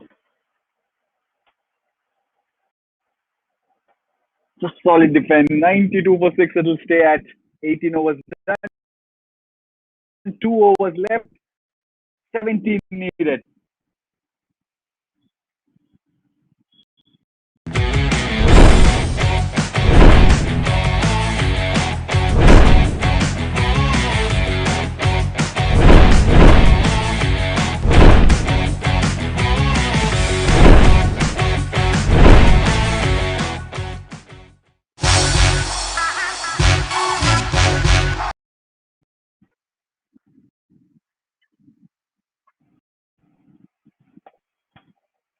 It is a thriller at the Gahanga International Stadium in Kigali.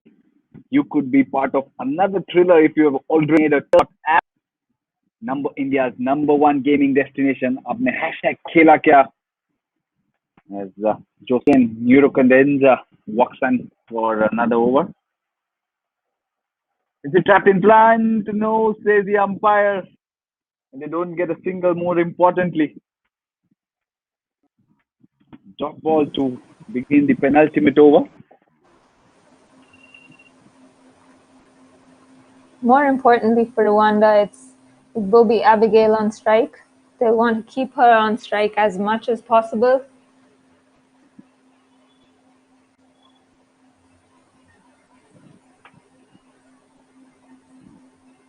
Another dot ball, Another swing and a another miss. play and miss.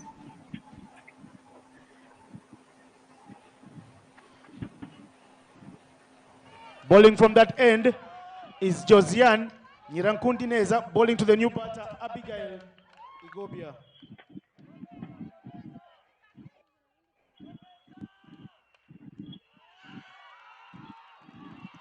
Well, they find the ball, but not the single that she wanted.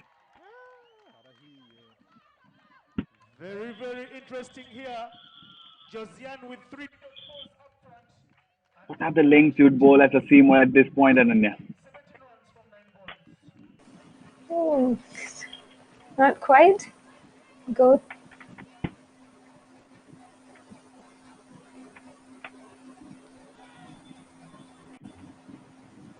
This time she edges it. Single to third man. I think full and straight would be the way to go. Most Muzz feels like that's always the go-to at the back end of the innings, but I think on this kind of a pitch, maybe even a cutter, a slower one, banged in, maybe a good option. Oh, and a full toss this time. Obulur goes for a big heave, finds the edge, and manages to find the boundary as well. Not where she intended at all, but just the result she wanted. A much needed boundary for Nigeria. It doesn't matter as long as they come in boundaries. Doesn't Agata Obulor gets a very thick outside edge, nothing that Sarah Ueda, the wicketkeeper, could do there. It's fine enough, beats third man. That is that one shot, but it's still far away. 7 balls left, well needed.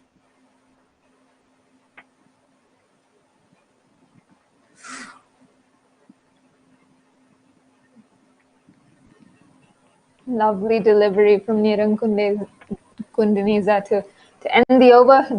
Doll, and again it leaves Igbobi on strike for the last 6 balls. Nigeria 97 for 6 in 19 overs.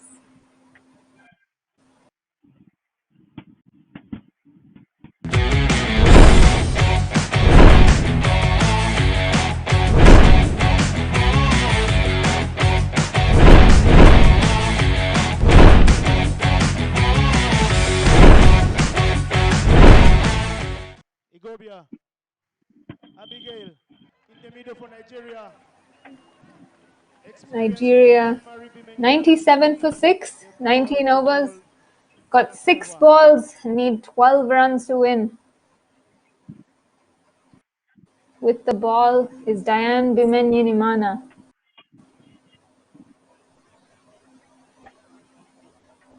Igbobi Abigail to face. Slower ball, full toss, drilled to mid-off. And they come back for 2. That's a direct hit. Oh, it looks like Ogata is caught short. Fantastic work by the mid-off fielder. There was a fumble, but she chased it down and a direct hit. Well short there, Agatha.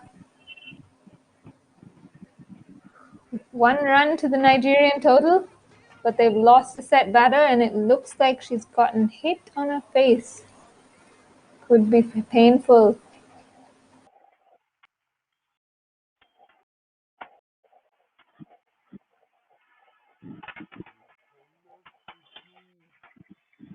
Doubly painful. One, you couldn't complete the second in a crucial case.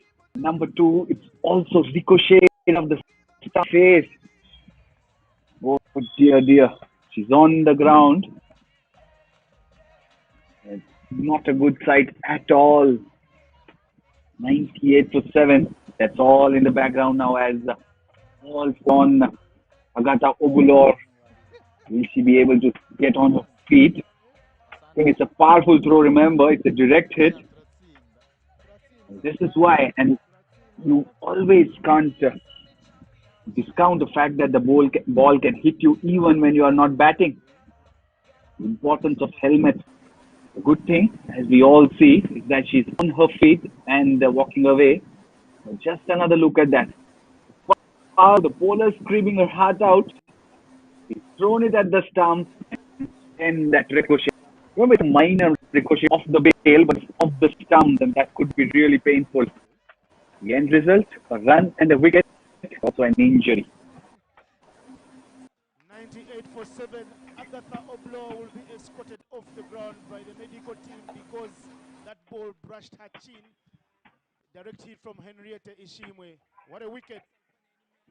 11 needed.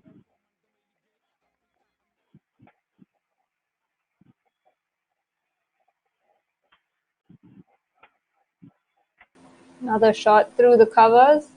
Like Bobby Abigail. Just a single. They need a boundary here, Nigeria. Need to find the fence.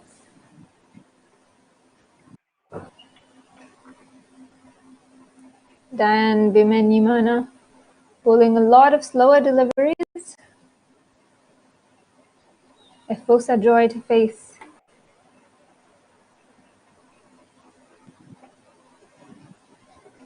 Tries to muscle it.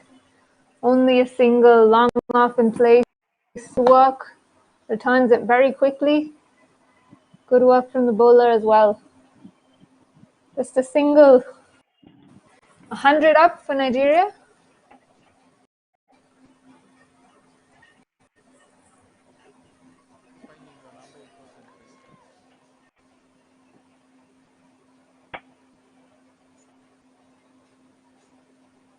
When she scoops that over, I'm trying to come back for 2, but no. There was no 2 there. The fielder was excellent. Excellent work on the boundary. Got to the ball quickly. Returned it better. Very good return, just over the stumps. Easy take for Sarah Uera. As you can see, she's right behind the stumps. Batter was nowhere near the crease. Easy decision for the umpire. Again, another run added to Nigeria's total, but they've lost another wicket.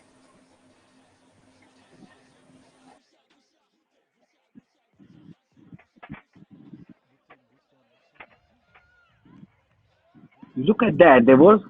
They should have gone for the second without a little bit of hesitation, and that has cost her 101 for 8. Now it's a tall mountain to climb. But they lost the wicket. Run out. And in is Miracle Imimole. Left hand back.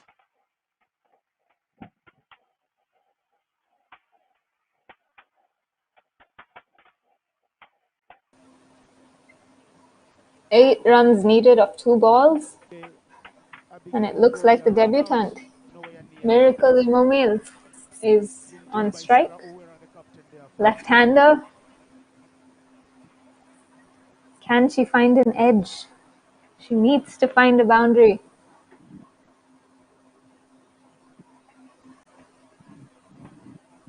Can there be a batter with any better name at this point?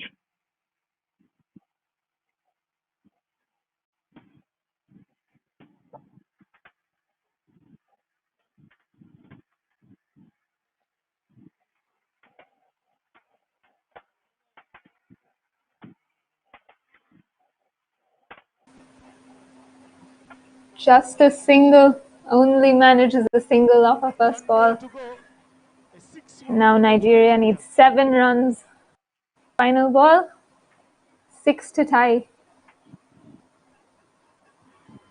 Oh, another slower ball from Diane Bimenyimana.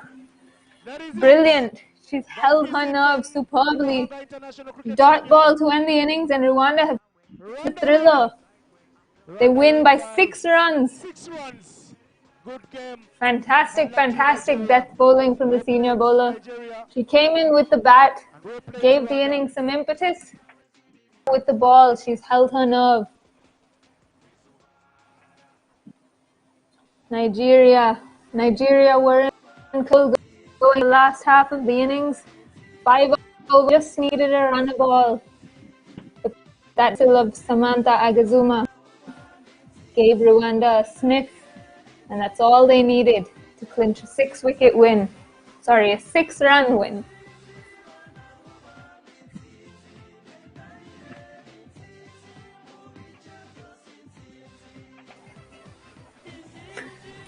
Such a good game that is. And Bimaini Mana using all her experience and bringing it to the fore. She had to remember, and she's just given 5 and picked up 2 wickets thanks to 2 run-outs as well. So excellent, excellent stuff. That's what stuff that kind of stuff that champions are made of. He finished 3 balls for 13, but this was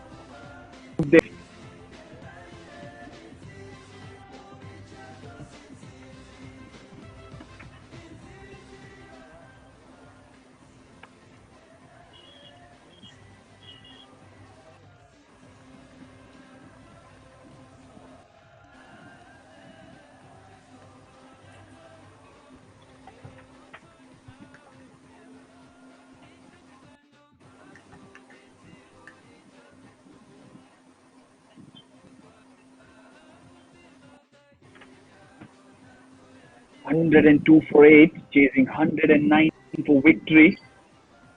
At various points, you felt that Nigeria had the edge. They were cruising along nicely. Eventually, Rwanda kept their calm.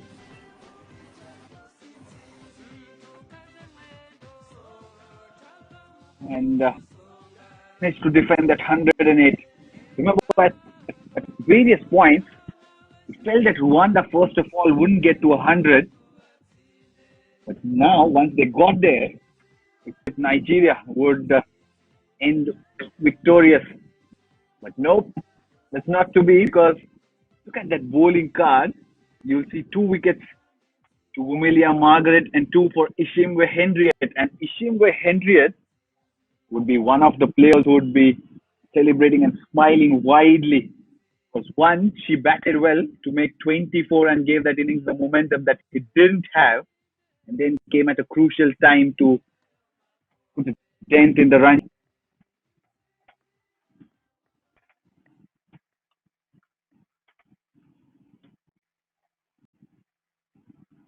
Two wickets for 5. Ananya, those 2 overs, the 3 overs from Henriette, how crucial were they in that run chase? Oh, they were very, very crucial. I thought she came in and took 2 big wickets. And one of them was a wicket maiden. Remember, she slowed the run rate. She made sure that Nigeria didn't get away from Rwanda. And really, again, look at that batting card from Nigeria.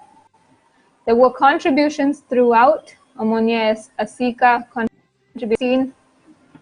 Salome Sunday, I thought, batted very well. She looked in control. 17, a runner ball 17.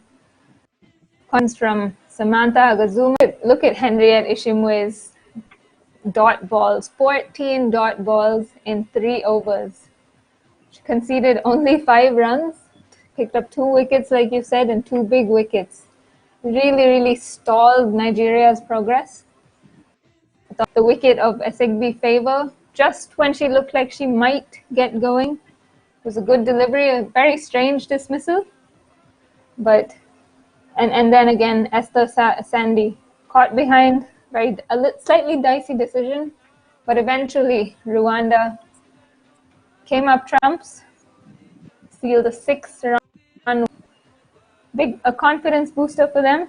If they secure another couple of points, Nigeria still without a win.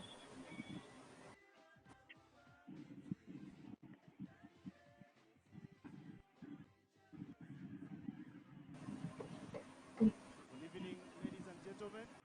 Welcome to the prize giving ceremony for game number 8 on match day 4 of the Kwibuka T20 Women's Tournament.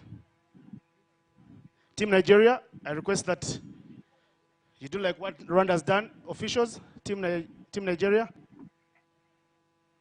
Chris Tete. Please, officials, join the players here. We have a small something to do. President Rwanda Cricket Association, please bring our special guest down. Such can share a fist pump with both teams. And Officials.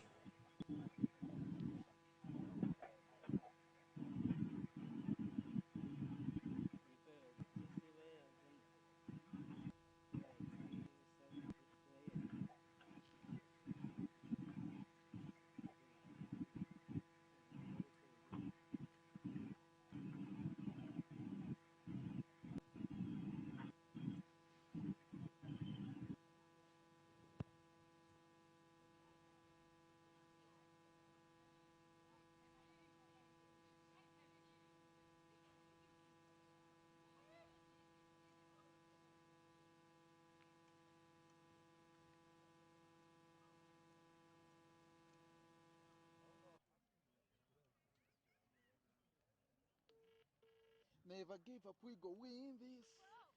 Se twatsinze Joxy, bite umeze neza? Ni fresh. Umva ariya makabutura yawe yagurisha ngahe? Make se n'umubare. Ikabutura imwe ibihumbi 13. Nzakata amapantaro mfite. Nzakatagura amapantaro mfite nyagira amakabutura. That's good.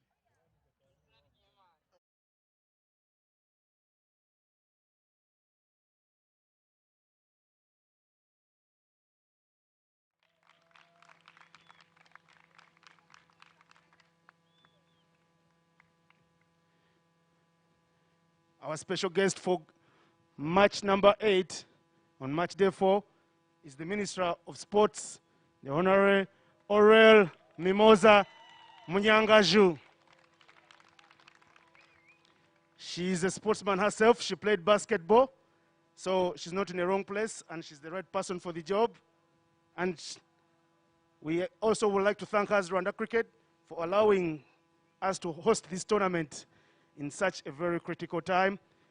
We can assure you that we've kept the SOPs, the players are in a bubble, and everything is secure. We would like you to come again and come again and again. Please, President, start with the visitors. Let us share a fist pump at least with one of the players to get that opportunity. Yes, with the umpires. These are officials. All the three are from Rwanda. Honorable.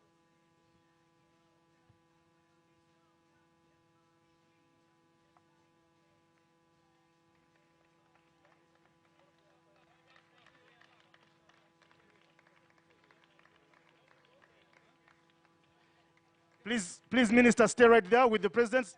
Quick team photo, Team Nigeria with the minister. Please, organize yourselves quickly.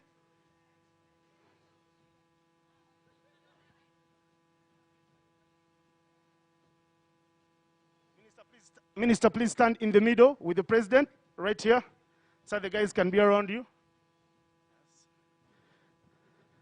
It's a good thing you're a basketballer. Height is not your problem.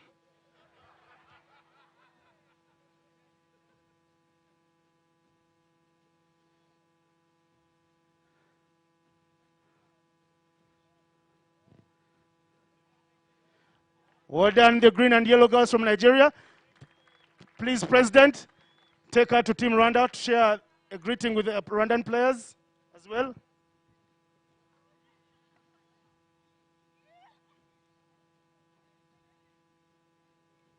Starting there with the officials, the technical director, Mr. Martin Suji.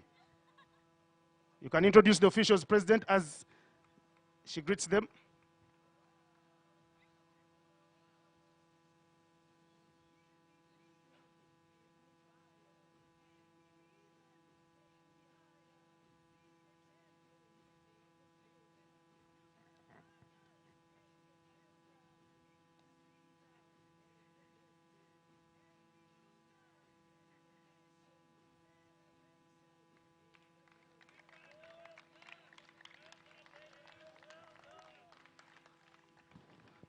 Quick photo there with the Team Rwanda. My photographer, please, earn your money.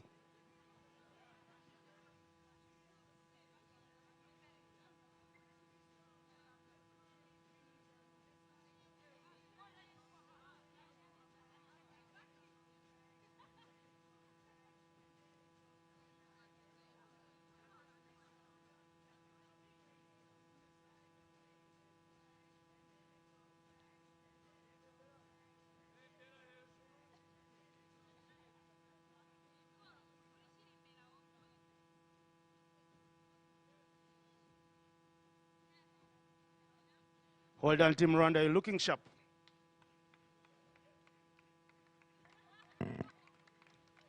Thank you.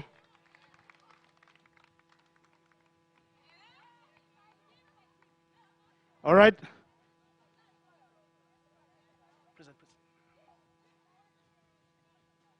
All right, to get the presentation underway quickly, first and foremost, it was a game of nerves where the fans were on their toes for most part of the game.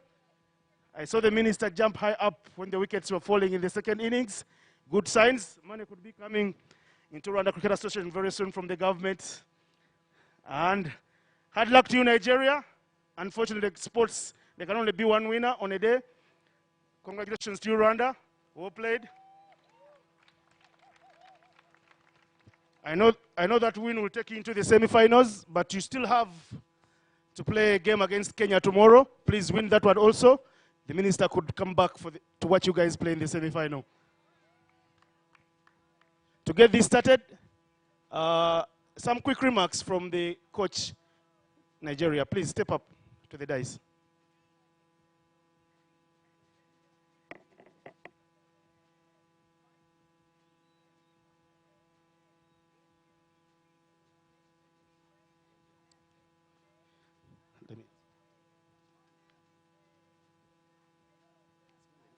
No.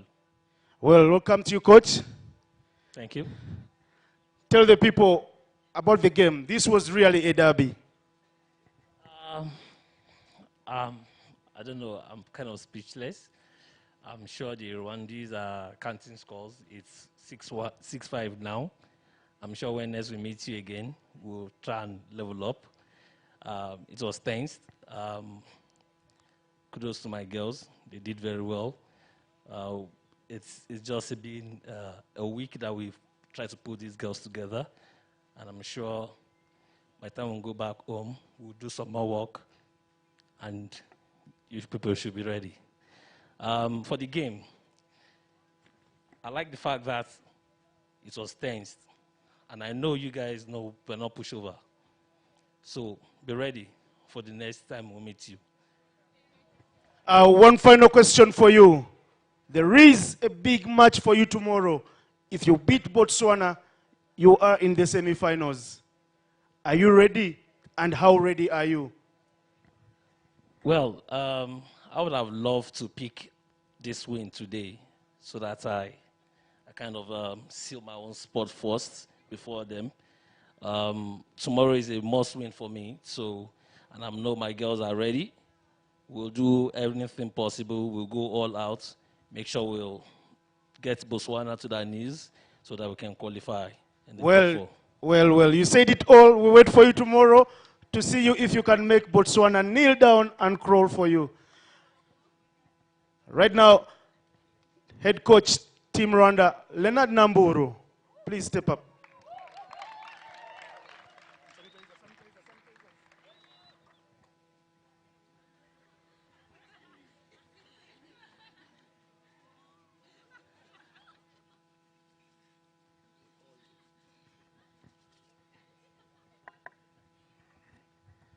Welcome, coach. Thank you.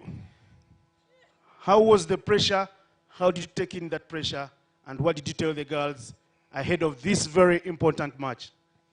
I think first and foremost, games like this, I think they teach you a lot of things in terms of T20, how it is managed and how it is won. I think we also discussed about this today, that when we bet first, I think we were 22 runs short, but at least whatever score that we put on the board, we need to come back and we need to defend it. So I think this was a good show from the bowling unit.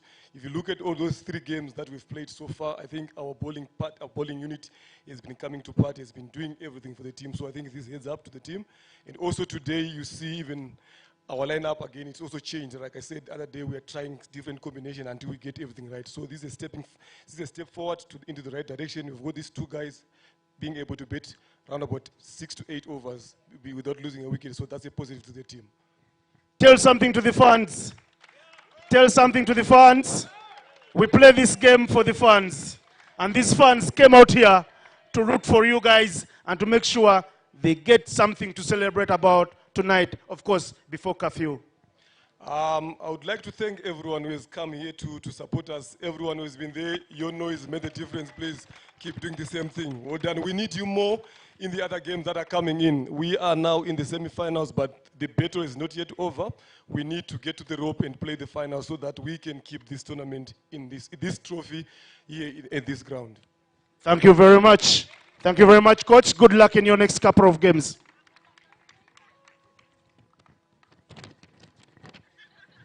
Honorable Minister of Sports, please step up. You're the person who's going to give out the match award.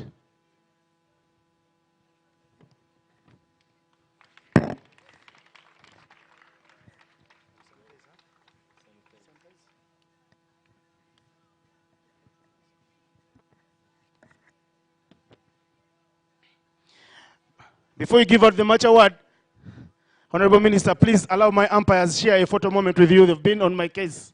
Please, umpires, join the minister for a quick photo.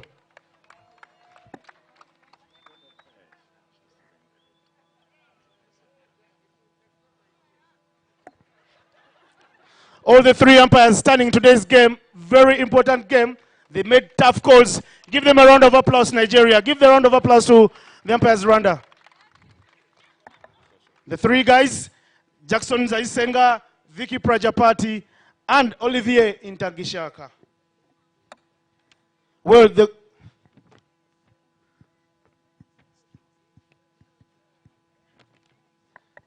three nominees, number 3 position, Salome Sande, who played for you 17 of 17.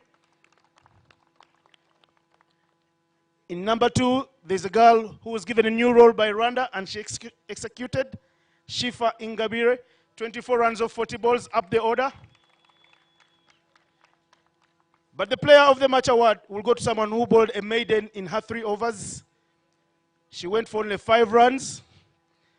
She got 2 wickets and also scored 24 runs of 23 balls. Henrietta Ishimwe.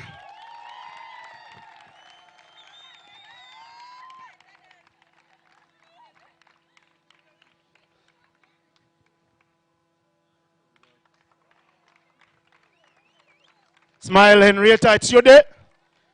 It's not every day that you get to share a podium with the minister.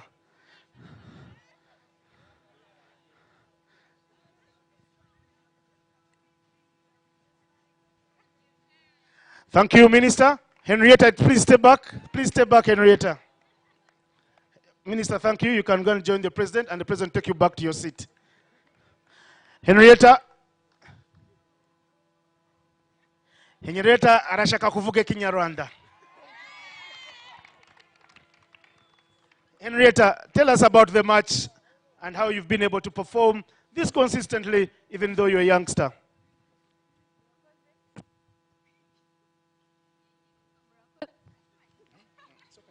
Murakoze, mbere na mbere ndashimira abafana baje kudushyigikira. Ni iby'agaciro kubagira, burya biduha motivasiyo cyane turi mu kibuga. Mwakoze, muzagaruke. Ikindi, hard luck to Nigeria, utaha muzabikora, and congratulations to my team Rwanda. Turizera ko igikombe kizataha iwacu kandi niyo ntego yacu. Murakoze. Orakoze cyane. Ishimwe. Congratulations to you, Rwanda, for your 6-run win. And have a good night, people. My name is Innocent.